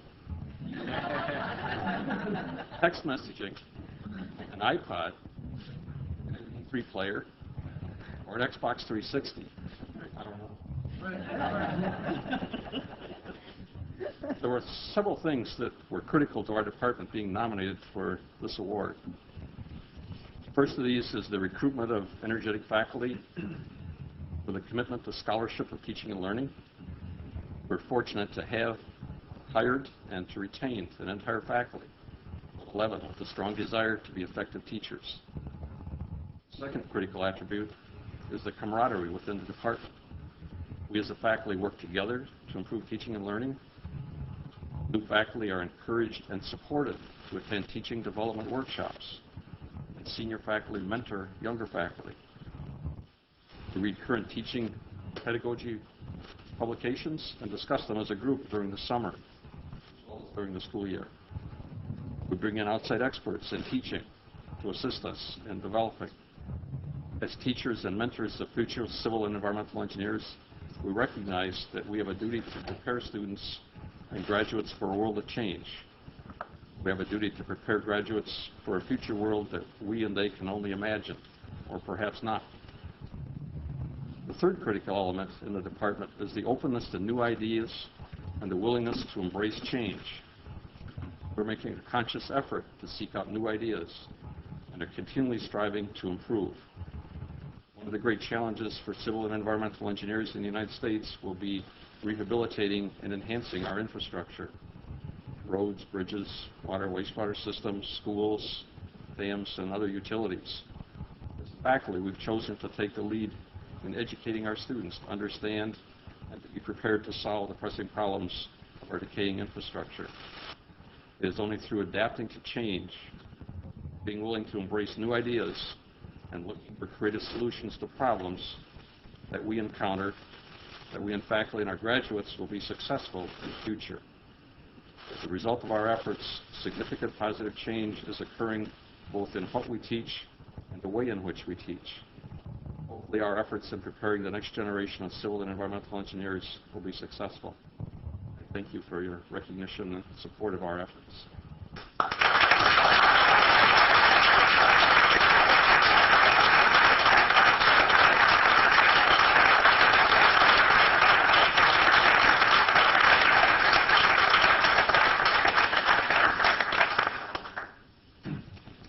Thank you very much, presenters, and congratulations to the recipients. We'll now turn to a report from the Education Committee. Regent Davis. Mr. President, I'm pleased to report the summary from yesterday's meeting of the Education Committee. After approving the minutes from June, we began with the discussion of Education Committee priorities for 2007-08, seeking to build on the morning's discussion of the UW System Strategic Framework. The discussion was open, far-reaching, and inclusive of various people in the room: regents, chancellors, provosts, faculty reps, and others. I'm not going to take the time now to review the specific topics we identified, but I will share with you a bit about our process because it was quite inclusive. It was quite fun, actually. Not wanting to reinvent the wheel, we first spent some time determining whether or not we should retain our priorities from the last year. Senior Vice President Martin went over the territory we covered last year, giving us an assessment of what had been accomplished, what had not been handled, and any issues that were outstanding. This proved to be an interesting exercise, not only in helping us assess what we accomplished, but also in addressing several questions raised by Regent Spector, who was very active yesterday, I might add. He was very, yeah. Is the committee using, for example, is the committee using its time well? In hindsight, did we use our time well last year? Are we spending time on the topics that we should, and on activities and actions that warrant our attention? Regent Spector asked that we take some time to review both our past actions and our past discussions in order to seek answers to those questions. We all agreed that such a review would help us evaluate our productivity and help us to prioritize how we spend our time in the future. We then did some group brainstorming on what additional priority areas we might want to focus on in this coming year. This yielded some good ideas, and Regent Spector, able scribe that he is, thank you, Mike, captured, and the person who's scribing your scribe put that in my notes, so she can read your writing, so that's a really good stroke. Captured these ideas on a flip chart. Senior Vice President Martin and staff will type up this list using the strategic framework discussed at our meeting yesterday as a lens through which to organize the items, and will return to the topic of setting priorities for 07-08 next month in our committee, at which point we'll share with you the priorities we have identified. Next was committee business. The committee then took action in quick succession on a number of routine items, including the approval of UW Green Bay's revised mission, approval of the expansion of the UW Stevens Point Board of Visitors, approval of the revised faculty personnel rules at UW Eau Claire and UW Milwaukee, and authorization for UW Parkside to recruit a new provost to replace Rebecca Martin. I'll place each of these resolutions on the consent agenda at the end of my report. Next, we move to the report of Senior Vice President for Academic Affairs, Rebecca Martin. She took up 3 separate items, each of which bears reporting, and the first of which led to action. Regent Conley Kiesler joined the committee to introduce a motion to add a 3rd Academic Staff Regents Award, this one for program excellence. As some of you may know, this item came before the committee based on Regent recommendations made last spring that the board be able to offer a 3rd Regents Award for academic staff excellence. The Regents Teaching Excellence Awards, which we just celebrated, have annually recognized 2 excellent teachers among UW Systems instructional staff and 1 academic program or department for well over a decade. Since 1998, the Board of Regents has made 2 awards to administrative and professional academic staff members at UW Systems institutions. Last May, when the 2 individual academic staff Regents Awards were given, there was discussion about adding a 3rd award for academic staff, both in recognition of the large number of quality academic staff programs and as well and as a complement to the Regents Teaching Excellence Award given each year to an academic program or department. It will recognize the important role played by academic staff in supporting students and their success. Regent Conley Kiesler read the motion to us, expressing her deep satisfaction that we were adding an additional award, although she, emphasis on deep, although she would have preferred even more. I believe 5 was her goal, 3 she accepted. And we voted unanimously in favor. Then we had a complicated discussion on the UW Systems annual report on undergraduate drop rates, the second item on Senior Vice President Martin's report. Now, this is one of those reports that speaks to the productivity question raised by Regent Spector, see, I told you he was active, earlier in this meeting. Should we be spending time on routine reports like this? So for the most part, we all concluded that no, we should not be spending our time or staff time on this report as it is, as its original purpose is likely obsolete.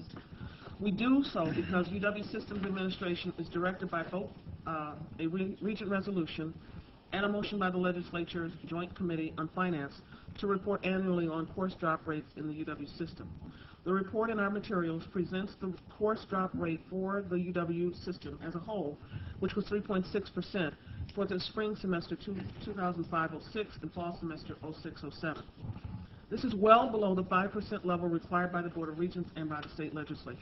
However, 2 UW institutions, as the report indicates, have course drop rates over 5%. The UW colleges at 6.7 and UW Oshkosh at 5.2. We heard compelling reasons from the provosts of both institutions as to why their drop rates were over 5%.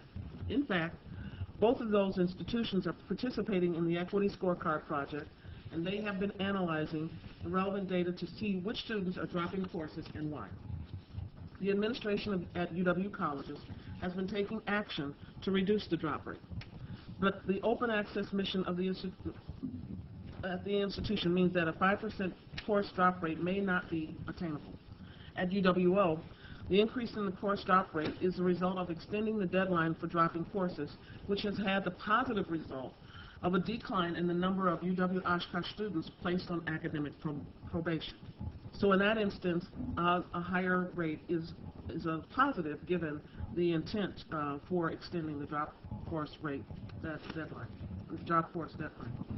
Regent Loftus took issue with the fact that the report in our materials does not adequately include the steps being taken to reduce the drop rates at institutions over the 5% ceiling, which is part of the legislative reporting requirement. It was agreed that, in the future, there would be a separate transmittal letter, one for the report to the legislature and one for the report to the board, which would in essence explain the data. The chancellors of UW colleges and UW Oshkosh will also submit letters to the Joint Finance Committee explaining their higher drop rates and how they are addressing them. Finally, we'd like to ask Regent President Bradley to also include a letter to Joint Finance in support of what these two campuses were doing. It was basically agreed by the committee that by doing this improved communication, perhaps we would then set ourselves in a better position to have an open conversation about the lack of need for the report at all. So this would be the first step. Finally, Senior Vice President Martin reported on UW System's institutional affiliations with third-party providers of study abroad programs. Some of you will have recently read in the New York Times or elsewhere reports on third-party providers of student study abroad programs. As was the case for student lending practices, there has been increased scrutiny of the relationships between universities and third-party providers of study abroad programs. These are groups or organizations with which many institutions contract out in order to expand study abroad opportunities for their students. The New York Times article uncovered certain questionable practices, including, quote, free and subsidized travel overseas for officials, back office services to defray operating expenses, stipends to market programs to students, unpaid membership on advisory councils and boards, and even cash bonuses and commissions on student-paid fees, unquote. In the wake of this media scrutiny, UW System Administration proactively surveyed our institutions in order to ensure that the affiliations of UW System schools with third-party study abroad providers are conducted legally, ethically, and in the best interest of students. The survey yielded the following information. 5 UW institutions do not use third-party providers for study abroad. They are UW Green Bay, La Crosse, Stout, Superior, and the colleges. The remaining UW institutions have a variety of homegrown study abroad programs, and a few have affiliations with the kinds of third-party providers cited in the New York Times article. Limited though they are, such affiliations are made in order to expand study abroad offerings to students. While specific agreements vary, in general, UW institutions choose third-party providers because of the in-country, logistical, and student support services they provide. For example, housing, orientation, registration assistance, and internship placements. Also, for the safety and security to student participants, they offer the assurance excuse me, of quality programming that will allow students to receive credit and the opportunities to study abroad in less frequented destinations. Our institutions strive to pass the benefits of these agreements directly to student participants, since the goal of institutional offices of study abroad is to enable as many students as possible to take advantage of such opportunities and to keep them affordable. Senior Vice President Martin assured us that UW System Administration, having learned from past experience, carefully reviewed what the campuses submitted to ensure ethical practice in the agreements they formed with third-party providers. I, for one, appreciated the proactiveness with which Systems Administration conducted its survey of institutional practice. So with that report then, I have 6 resolutions unanimously approved yesterday by the Education Committee that I now present as consent agenda items for your action. They are Resolution 11C(1), approving the revised mission statement of UW Green Bay. Resolution 11C(2), authorizing the expansion of the Board of Visitors at UW Stevens Point. Resolution 11C(3), approving the amendments to the UW Stevens Point faculty personnel rules. Resolution 11C(4), approving the amendments to the UW Milwaukee faculty personnel rules. Resolution 11C(5), authorizing the recruitment of a provost and vice chancellor at UW Parkside. And Resolution 11D(1), approving the establishment of the $5,000 Academic Staff Regents Award for Program Excellence. I think you meant on 11C3 UW Eau Claire rather than UW Stevens Point.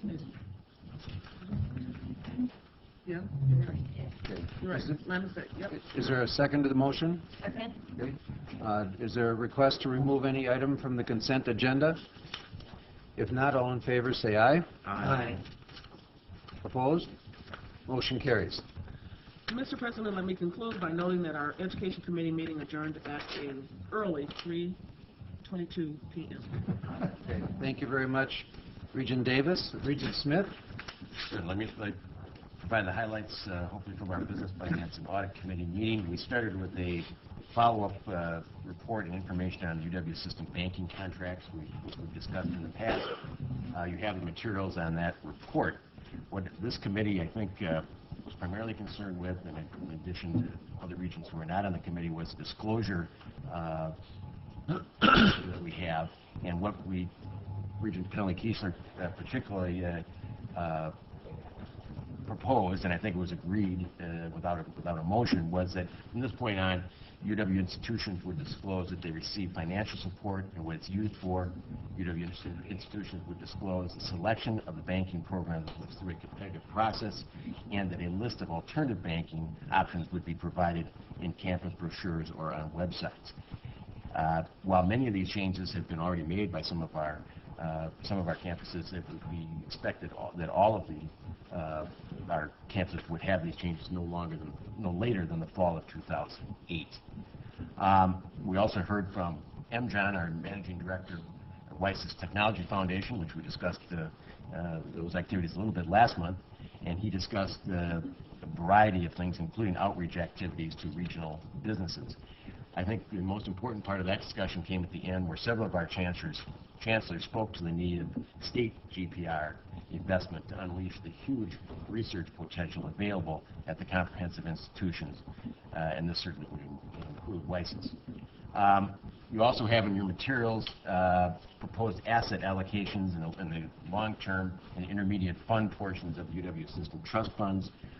These changes are recommended to improve overall diversification and portfolio efficiency. The committee approved a resolution regarding the new strategic asset allocation plan and to reaffirm its current 4% spending plan. You also saw in the materials the 4 ongoing audit activities, which included, as mentioned earlier, an assessment on student mental health services at our institutions. We heard what we thought would be a brief report, and it turned out to be fairly brief, from Frida Harris regarding the update on the status of the 2007-2009 UW system biennial operating budget and discussions in the legislature. The Legislative Conference Committee is continuing to meet. However, no timeline on when the budget will be completed is certainly available at this time, as we all know. In your materials, you have a report on quarterly gifts, grants, and contracts. Debbie Durkin reported that the total awards, nearly $1.3 billion, were reported for the fiscal year ending June 30th, 2007. This represents an increase of $138 million over the prior year. Debbie Durkin also reported on the Tuition and Financial Aid Advisory Group, which held its 3rd and 4th meetings in August. Items such as per credit tuition, non-resident tuition, differential tuition, and tuition stratification were among the things that we talked about yesterday at that meeting. Again, following up on something we talked about at our last Regent meeting, the Segregated Fee Committee, Vice President Durkin reported that Regent Bradley, and I think we got this material sent, appointment letters to the Segregated Fee Committee that will continue to review applicable segregated fee policies. Regent Shields is continuing as the Regent member on that committee. Finally, we had a brief update on student loan issues and textbook costs, which we will continue to hear more about as we go on, especially on the textbook report later this year. We only had one resolution which we approved. We unanimously approved the following resolution, which I now present as a consent item. On behalf of the Business Finance and Audit Committee, I move adoption of Resolution 12D1, the University of Wisconsin System Trust Funds Strategic Asset Allocation and Spending Plan. Is there a second to the motion? Second. All in favor say aye. Aye. All opposed? Regent Salas? No, I'm not opposed, but I would like to ask a question regarding the resolution. Discussion? And I do this with a lot of trepidation because just my lack of knowledge about these matters. But there is a on the long-term fund asset allocation targets, there's a graph, Regent Smith, that is very insightful in terms of just the trends that we have been following in regards of our investments of these funds over the last 20 years. And what appears to me that is occurring here is that there appears to be a reduction in terms of the total amount of assets that we've been removing from U.S. equities and bonds, which, my understanding, are traditionally the less riskiest of the investments, into emerging markets and global tactical funds. And there are two things that I'm concerned about. And one is, do we have, as in the State Investment Board, do we have any compulsion to maintain some of our funds in United States companies, or that is in U.S. equities, as we do here in the state of Wisconsin, where we try to assist in supporting ongoing investments in our Wisconsin companies, because there appears to be a very dramatic drop in U.S. equities, as you can see in the graph between 2004 and the present day, including major reductions in the U.S. bonds investment. Second, I'm very concerned about what is going on in the hedge funds, and our friends who are part of the advisement team, Bears and Stearns, have been at the forefront of just huge losses where investors, including pension funds and public institutions like ourselves, are on the verge of losing large sums of money. And I know that this is ongoing, and we're looking at a turnaround in the very near future, but I'm just concerned about what is going on, and maybe an update of just what is our exposure in these matters at the next meeting would be greatly helpful, because I'm going to keep an eye on this and make sure that what we approve or disapprove is in the best interest of this institution. Sure, the hedge fund issue did come up yesterday and was discussed. I think your suggestion is good, and we'll get back. Why don't we do that at the next meeting? Thank you for that. Yeah, thank you, Regent. Good. Thank you, Regent Salas. Any other discussion on the motion? All in favor, say aye. Aye. All opposed? Motion carries. Thank you. Regent Salas, would you give us the report of the Physical Planning and Funding? Yes, Mr. President.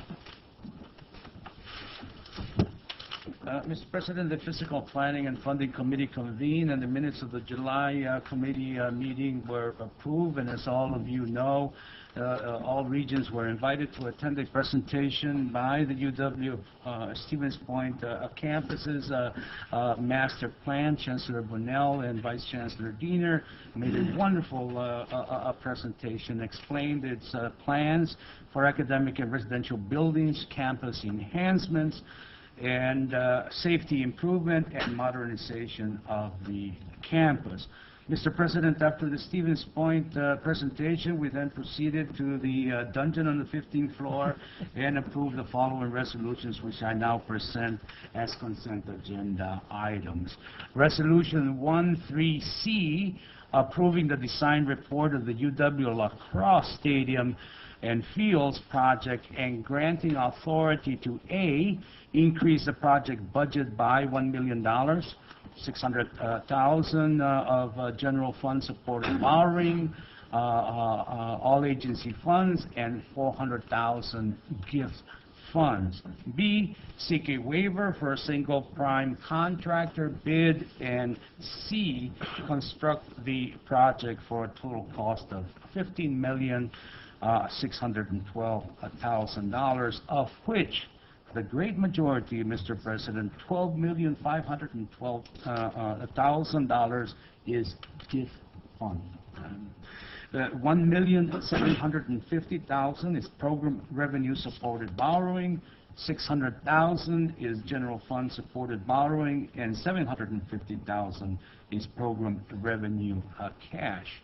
Mr. President, in the Regents' agenda, not in the resolution that you have before you, but rather in the packet that is mailed to us, in the reference to this particular project, on the second page, in the last paragraph, there is a reference there in regards to segregated fees that make up part of the funding for this project, and I wanted to expand just for a moment a little bit more of a detail, since this has been a topic which has interested us as a board as a whole.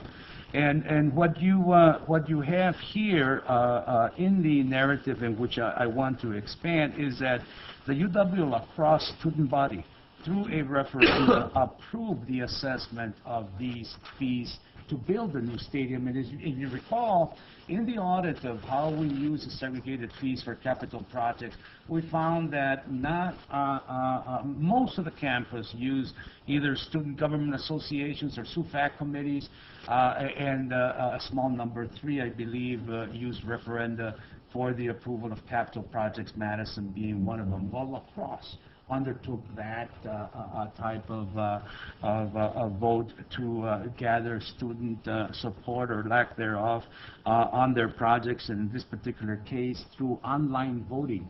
The La Crosse student body voted to approve the project, first of all, and then thereafter the Student Government Association decided to use $750,000 of reserves and increase student fees to fund another $1,750,000 of the project.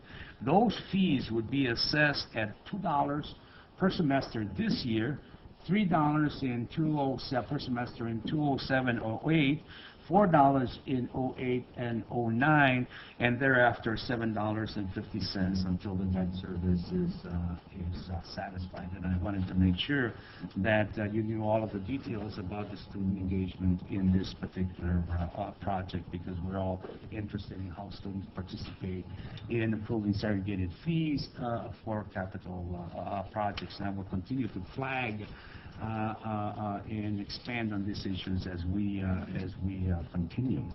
Mr. President, thereafter, Resolution 13D, granting authorizing construction of 2 maintenance and repair projects at a cost of $1,269,000, of which $577,200 general fund supported borrowing. The other is $338 program revenue supported borrowing also, and $353,800 for program revenue cash. And these expenditures were to fund, and these are the final projects of this nature. We're just out of money, and you won't see any you won't see any other references to this activity until the budget is approved. But these 2 projects include the paving of 2 parking lots adjacent to the UW Oshkosh Titan Stadium, and a new electrical power distribution system to serve the new academic building, the Rothwell Student Center, and the Central Chilled Water Plant at UW Superior. Those 2 resolutions were passed unanimously by the committee, and I now move adoption of Resolution 13B, C, and D. Is there a second to the motion? Second. Is there a request to remove any item from the consent agenda? Only 13C for purpose I have to abstain from that rule. That's the only reason I want to. Okay, 13C will be removed. Could we have all in favor of the motion with that item removed, say aye. Aye. All opposed? Okay, the consent resolution with that item removed is carried. And now, is there a motion for the removed item? So moved. Second? Second. Moved and seconded. Any discussion on the removed item? Regent Smith? Okay, Regent Smith will be shown as abstaining from the vote. Any other discussion? I'm abstaining. As one of the participating banks in their process is Associated Bank. Thank you. Regent Falbo will also be shown as abstaining. Any other discussion on the motion? All in favor, say aye. Aye. All opposed? Thank you. Finally, Mr. President, Assistant Vice President David Miller reported that the Building Commission approved $11 million in projects at the August meeting. This included $8,300,000 of general fund supported borrowing and $2,000,000 $700,000 of program revenue funds. President Bradley, this concludes the report of the Fiscal Planning and Funding Committee. Thank you very much, Regent Salas. The next item on our agenda is additional resolutions. Are there any additional resolutions? None? The next item is communications, petitions, and memorials. Are there any of those? Okay.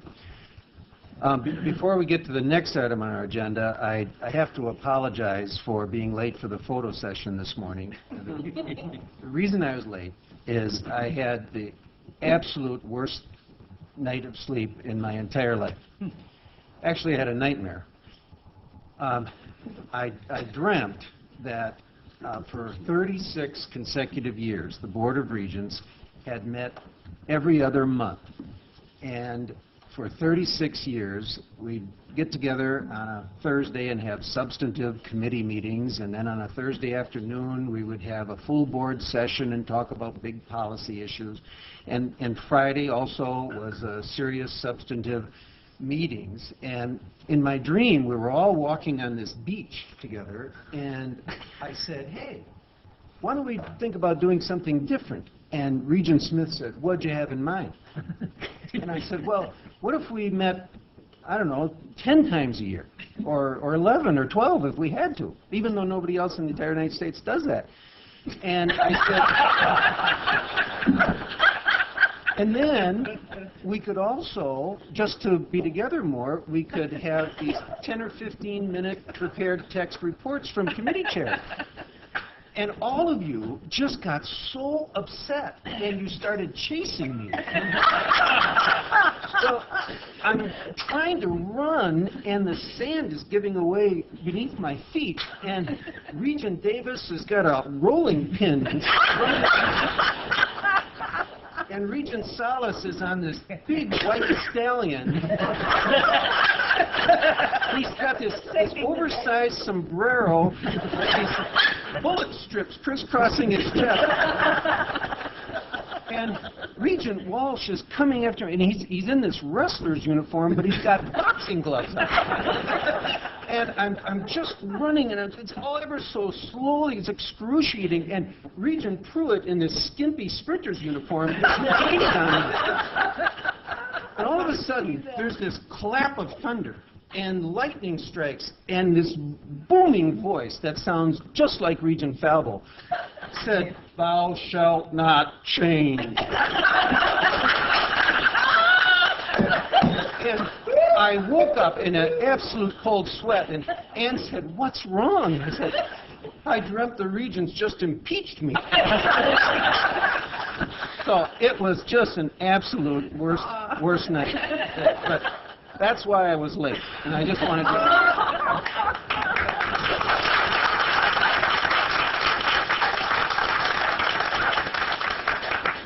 You didn't mean to engage us in a discussion. Is that a prelude to a discussion? No. Or is it really happened to you? That has nothing to do with the next item on the agenda. But the next item on the agenda is consideration of a revised meeting schedule. I had circulated a proposal prior to this meeting that suggested a little different approach with meeting on campuses other than Madison, and fewer meetings but more engagement with the campuses. And the reason I did that was as something to be a subject of discussion for today's meeting. And what I would like to do is get some of your comments shared by everybody, because a number of you have given me comments about this. If you recall, we had, I think it was called the Meetings Restructuring Committee. Is that the right name? And it was Regent Kiesler, Regent Pruitt, and some third member. Toby started it. I don't know who the other one was. Regent Falbo? Okay. No, that was Toby. He was in the other seats at that point. All right. Okay. Training wheel. Thou shalt not repeat that again. So I took that report, where we didn't act on that report, and then I also was thinking of the information that we obtained in our retreat, and also my study of best practices of large governing boards in the United States, and then some comments that people have given to me. For example, one person said, if you were going to design a meeting structure and a method of operation for the board today, you probably wouldn't design what we have today. Another person said, we need to spend more time on important policy issues. Another comment was, we spend too much time on Friday reading committee reports. Another person said, we want more input on the subject of the presentations that are made to the board. Another person said, we should meet at other campuses more often. So my goal is that we be intentional about what we do in our meetings, where we meet, and how often we meet. So I would like to suggest that the meetings restructuring committee listen to our comments today and meet between now and next month, and anybody else who would like to participate with Regent Kiesler, Regent Pruitt, and Regent Falvo, you're entirely welcome. But if we could spend a few minutes getting comments, if you have any comments in addition to the ones that I summarized, and try to get at what do you want to do? What do you think would be the most effective way to conduct our meetings, including the frequency and the location, and let that group take those comments and talk about it as a committee, and then make a recommendation for our consideration next month. And then one of the results of that is we would say, here's something different we want to try, or we don't want to try anything different. And if it's something we want to try, we're not going to change the bylaws. We would just say, let's try this for 2008 and see how it works. And is that okay with the committee? It's okay, but I think maybe some other way we could go about doing that is after we hear all the comments is go, okay, here's option 1, option 2, option 3. The pros and cons of each. That's a good idea. Instead of jumping into here, we're just going to try this. That's a great suggestion. That's why she's on the region. That's why she's yes, sir, I believe she's the chair. Regent Falvo? Now that I'm official, to be replaced on that committee. Oh, okay. Well, if there's... A picky excuse. Are you getting married too?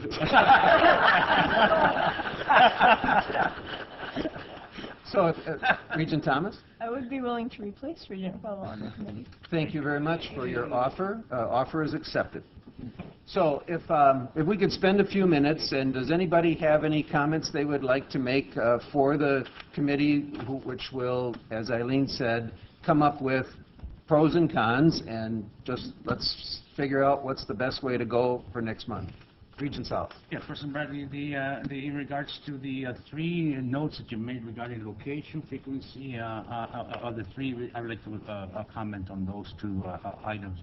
In terms of the location, I think that something wonderful has been going on in the last 5 years. I think the idea of meeting outside of Madison and visiting our campus, I think is very fruitful.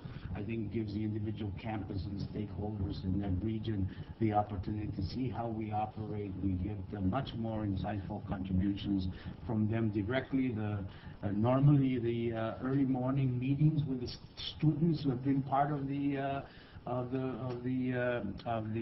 meetings when we're away from Madison has been very helpful to me. So I would hope that the committee would continue to recommend that we not drop those activities. And maybe since when we meet in Madison, we meet so regularly, we don't have anything scheduled for the Madison students.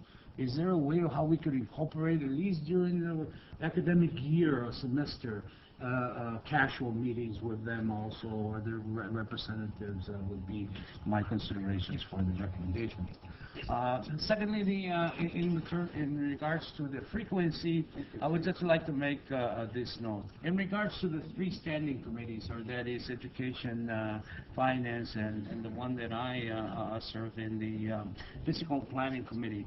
Our committee, or that is physical planning, has a unique situation in contrast to the other two, in that the campuses and staff work together to bring projects to our committee, and we advance them for your consideration, because we're attempting to follow the schedule of the State Building Commission and the hearing process that other state agencies also participate in for our capital projects. I'm concerned in terms of if there's too much of a reduction of the meetings, that we won't be able to accommodate those projects as they come from our campuses. So that should be, we can discuss this further when those committees when that committee is engaged, and we can see what the implications with UW staff, in particular Associate President, Assistant President Miller, what the implications would be if we shorten the frequency of when we meet.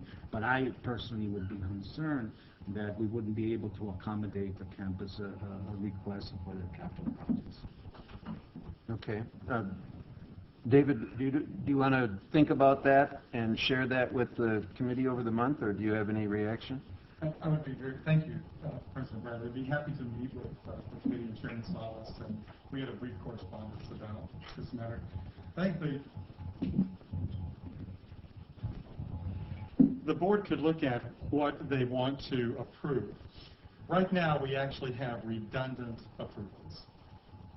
For example, if there's no scope or budget change in a project that has previously been approved by the board, we still bring it back to the board for approval again at 35% design report, only because the building commission has that requirement.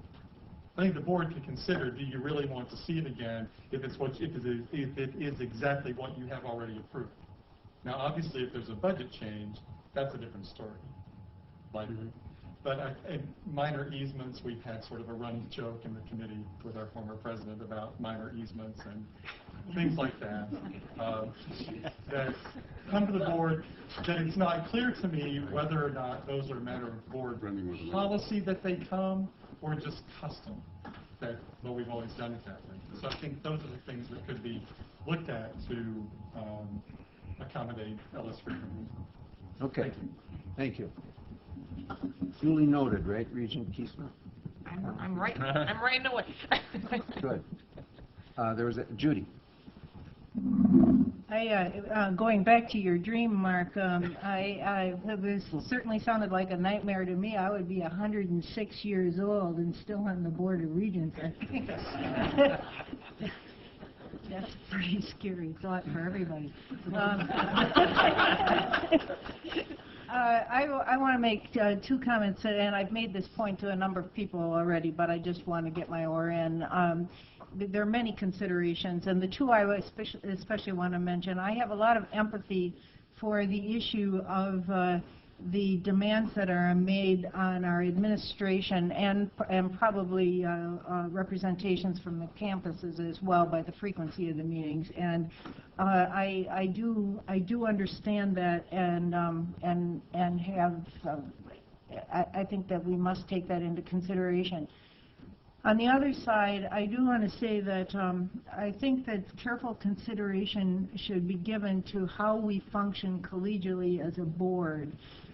We don't meet elsewhere. We don't, and I made a similar comment when we talked about this a month or so ago. We don't see each other between these meetings. It's taken me 2 years to really feel that I know my colleagues on the board, not to mention the others who are usually here in the room, and as the name tag person, you know that I put some value on that. And I think that to make sure that we do know and trust each other well enough to have the kinds of conversations that I think need to happen at the table. So it's not just getting to know each other socially, which I put some value on, but also to know how we interact as a group is, I think, a challenge in reducing the numbers. And not saying that that's an impossible challenge, but one of the things that does happen with groups who meet less often, that have demanding things that come up, is that more time maybe need to be invested in a smaller group and an executive committee, which doesn't then necessarily bring the same kind of collegial feeling across the board. So I just want to say that I think that needs to be taken into consideration. Thank you. Regent Shields. All right. I just wanted to raise up the fact that many of you have 7-year terms. And Colleen and I have a staggered 2-year term. So if you're going to reduce the frequency of the meetings, it's going to be a lot harder, really, for us as students or our successors to develop what Regent Crane was talking about, the relationship. That I believe that, I don't know, it takes about a year, from what I understand, to develop, and we only have a year left. So I wanted to point that out. Also, too, we are also students, so I guess there was like a little nuance to scheduling. Yeah, we run 14-week semester at Oshkosh, and I know the next person's not going to be from Oshkosh, but you know, as far as visiting campuses, I do that anyway, along with visiting or coming down here for the meetings. So I managed to work all of this out. So to me, when I saw the schedule, and then like 1 month we would have off to visit a campus or whatnot, it seems to me that I would do that anyway in between. So to me, it would be like, well, there just goes another month, where I'm, lessening the number of meetings would, I almost feel like would reduce the student voice a little bit. I mean, in frequency, that is. So I'm not saying that we wouldn't be as strong, but I just wanted to point all of that out. Thank you. Regent Walsh? Regent Keene? I have a lot of mixed emotions about this, and it goes both ways. Having served as president, I know of all the work that goes on in the background. And when you're president, you tend to say, gee, I think we should have fewer meetings and be more focused. And yet when you're, depending upon your role, you feel a little less involved, so you'd like to see more meetings. I think we need to prioritize what we're really after. And one of the things that really stands out to me is the tremendous cost, staff time, for having these meetings. And secondly, a bigger cost is the time and materials of the other people in this room. And in my business, my inventory are my hours. And if our law firm had these kind of meetings, there'd be nobody here because they'd have quit. And because we have a lot of people here who have dead time, and to me it's a big priority to solve that. Now, do you do it by having fewer meetings, or do you do it by having more efficient meetings, shorter meetings, more focused meetings, video streaming some meetings? Do we do it by stop reading things, and you know how I feel about that stuff. I just think we need to take a hard look at the efficiency of our meetings, and I don't understand why we have to have 2-day meetings all the time. And as to the regents and the collegiality and getting to know each other, what we really need is leadership and regents doing that on their own. And, all of us are working hard on this budget, and those are meetings, really. And we're doing it. We're getting things done. So while I don't have any solutions, I do think we need to take a hard look at this. And I would like to see us eliminate the burden on the staff. They start working on the next meeting before the first meeting's over. And I would suggest that they do more than they have to do. I don't think the chancellors and the provosts need to sit around and listen to us read to each other. Yet I do think that we should keep in mind that it is important that we feel we're different. We should meet often. I appreciate that you got to change your schedules, but most of us work too, so we've got schedule issues. And that was the legislature that determined a 2-year term. So that isn't terribly persuasive to me. But the final thing I would say is I think they missed part of your nightmare, was that I think you were saying that for 36 years there were fewer meetings, and it's only recently that we went to greater meetings. Isn't that correct? Well, I believe the history has been 10, but in the last couple of years we've been meeting 12 times. I thought we'd met less than 10 a while back. Well, Judy. I don't know, Judy must know. I think it's been 10 It's been for... around 10. All right, I apologize. I thought we had met. Bottom line for me is we just need to be a lot more efficient about our meetings. And we need to understand that we've got a lot of people that are very valuable that are sitting around listening to us. And finally, we need to focus on policy. We've got to figure out how to do that. I would say Regent Loftus is not able to be here, but he had sent out this email in response to my initial letter, and I spoke to him, or he called me because he said, I can't be at the meeting. He said, I don't really care about the frequency. His comments were much like Regent Walsh's about what we do, be just more focused, and we should have more time to discuss the big policy issues. And, you know, when I say big policy issues, I think we could all tick them off. You know, like Kevin said yesterday, what should our tuition structure be? And, you know, the Board of Regents ought to be focusing on that and really debating that in public and getting best recommendations and get into that. And, you know, the role of the UW colleges and the role of UW system institutions in southeastern Wisconsin. It's not just UW-Milwaukee. We have other institutions. That's a critical part of the state that has very significant challenges. And to the extent UW system resources need to be allocated or reallocated to address those issues, that's a big policy question. So those are just a few of the examples. And I think when we say more time for policy issues, it's things like that. Regent Keene? Well, I had also sent an email. I think everyone got it, but just a little insight into that. So the Technical College System Board of Directors had traditionally, probably more than 36 years, met every other month. And then 3 years ago, it changed to 9 meetings per year, with 3 of those meetings being designated as special meetings, not traditional committee business work, but to focus on a specific topic out of our strategic plan. And that was what the 3 special meetings were about. And so we had done that for 3 years, and then this year went back to 6 meetings, just business.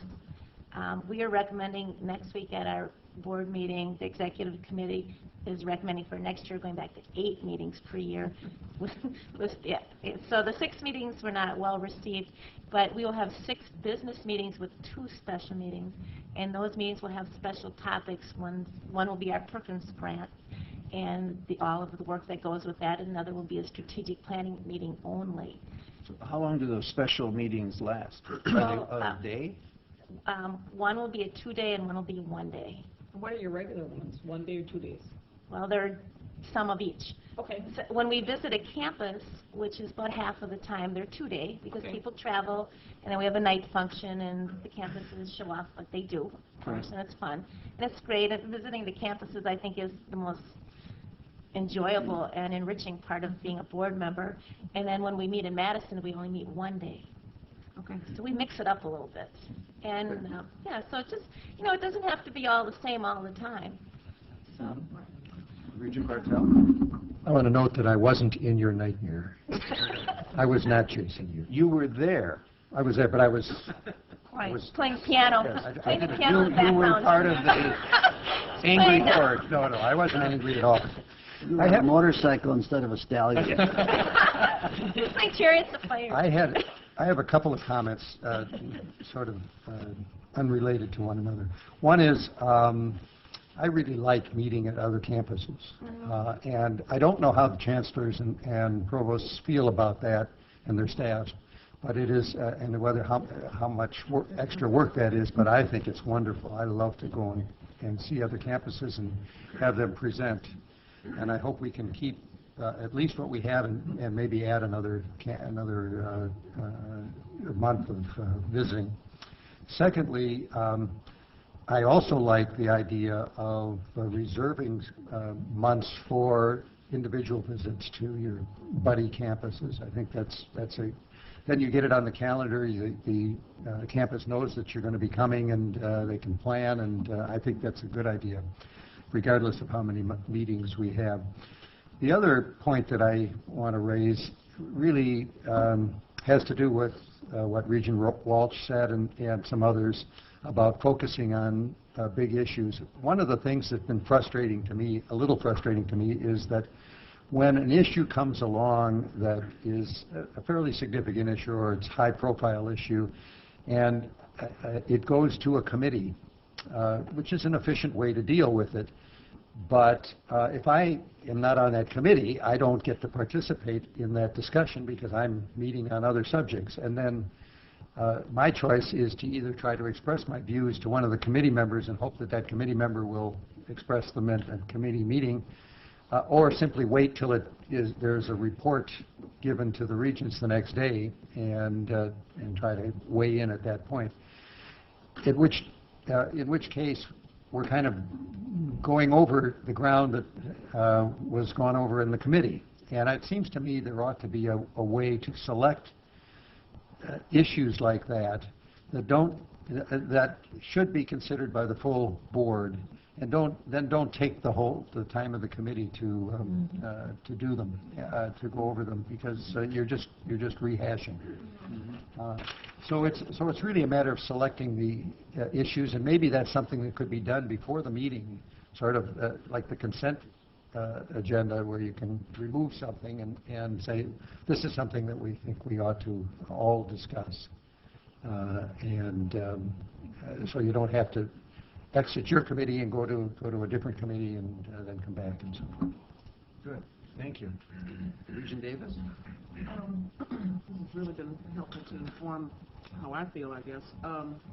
There's a couple points I want to make. I guess I feel the exact opposite of you, Jeff, on prescribed periods for campus visits, because I would prefer to work that out with each of my campuses when I come for what I come. And in fact, Chancellor Marquis asked me yesterday, he said, why don't you take a look, I'm going to send you something, the events or whatever, why don't you take a look and see what you'd be interested in participating in, and he and I all agree, and that's how I get it on my calendar. And I kind of prefer that as opposed to thou shalt go in April, or whatever month it was. I need more flexibility.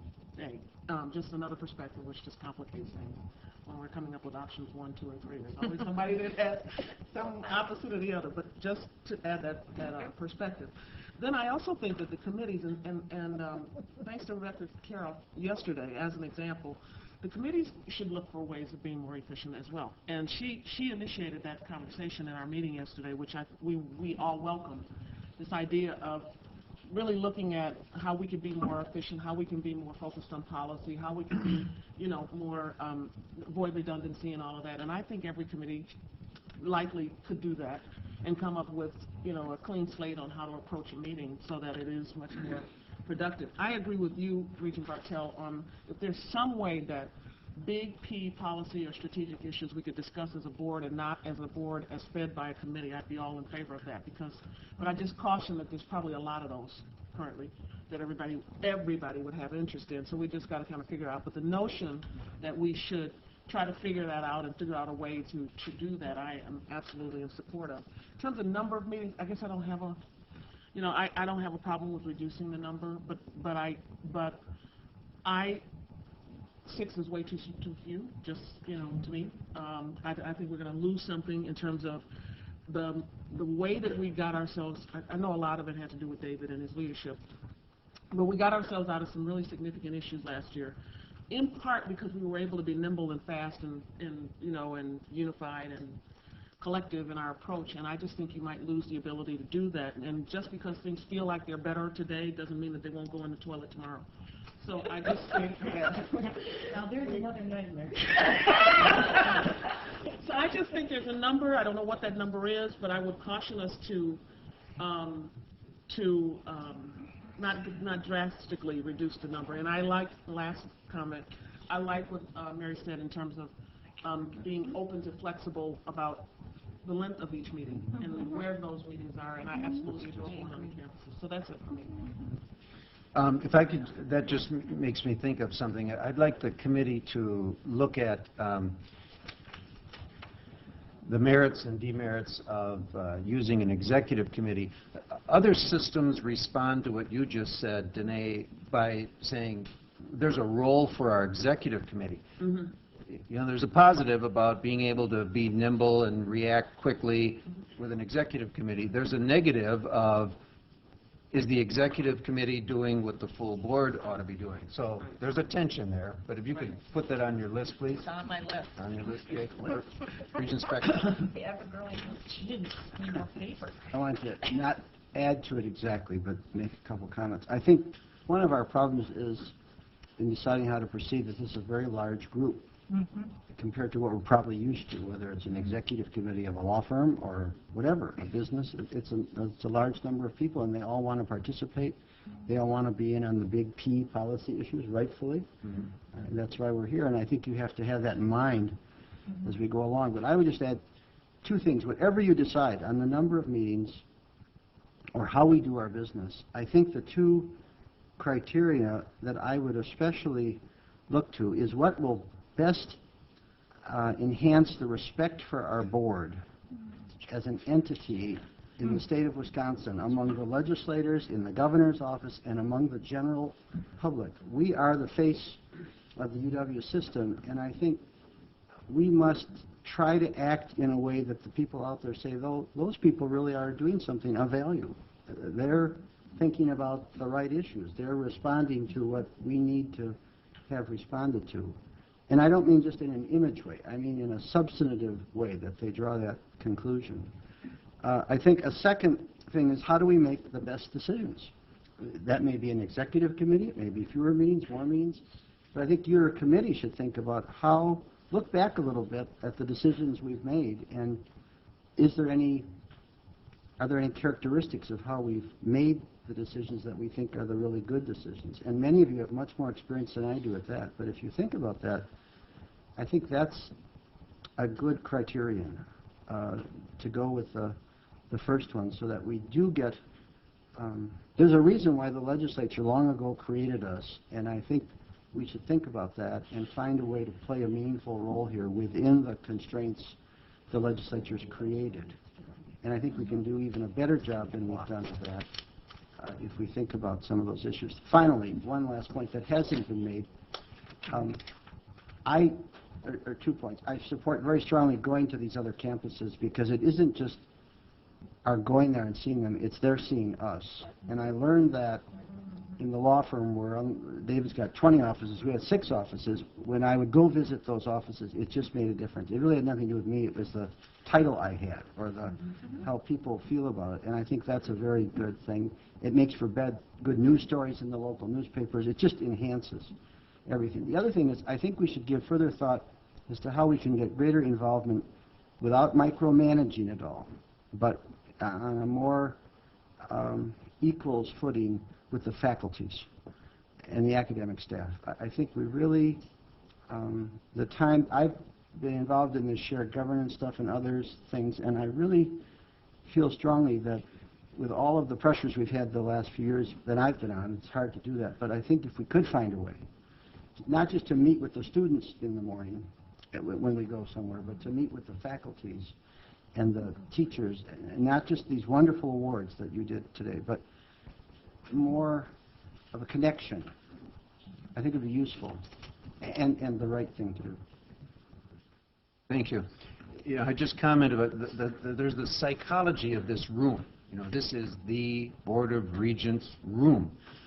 This room was built at a time when the Board of Regents that met here was the University of Wisconsin Board of Regents. So it was the Madison campus, and then it was Green Bay, Parkside, and... Part of Milwaukee. In Milwaukee, Green Bay, Parkside, and Milwaukee. So people didn't say, we're going to build this impressive sort of permanent Board of Regent meeting room for the UW System Board of Regents. The System Board of Regents just took over this room, which was built for a different group of people. Regent Thomas? Yes, thank you. Going along with what Tom and Judy have said, I think it's important to consider that the student regents only have 2 years, and that it takes time to build the relationships around this table. But I think further, it takes time to learn about this system. And as a young person, we don't necessarily come with a great amount of knowledge of large systems and large institutions and how they function. And so it's been a great learning process for me to this point, and it will continue to be so. But reducing the number from, say, 20 during a term, so 20 meetings during a term, to 12 meetings during a term would be a dramatic decrease in our ability to be effective representatives on the board and effectively speak about student issues on the board. Regent Pruitt? I just want, I'd like to suggest it would be helpful, I think, speaking, maybe in behalf of our chair here, for us to hear a little bit in a systematic way from both President Riley on the UW systems staff question as to sort of what things about these meetings take a lot of time,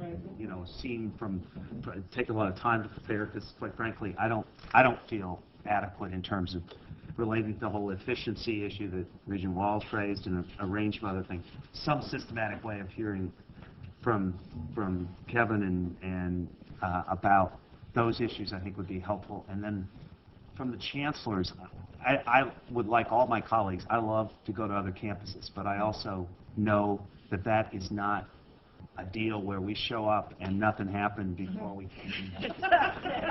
Nothing happens while we're there, and nothing happens after we leave. And I think it would be helpful to hear, and I don't want to put anybody on the spot now. I know Oshkosh has hosted us a couple times in the last, and others are at various points. But I think it would be helpful to just get a sense of what the demands of the campuses are for a Regents meeting, to factor in just that in the deliberation. And some cost. I'm interested to know, what the costs are when we go off some campus too, to see if we're going to do more of that, how do we reduce or at least keep those costs the same and not increase?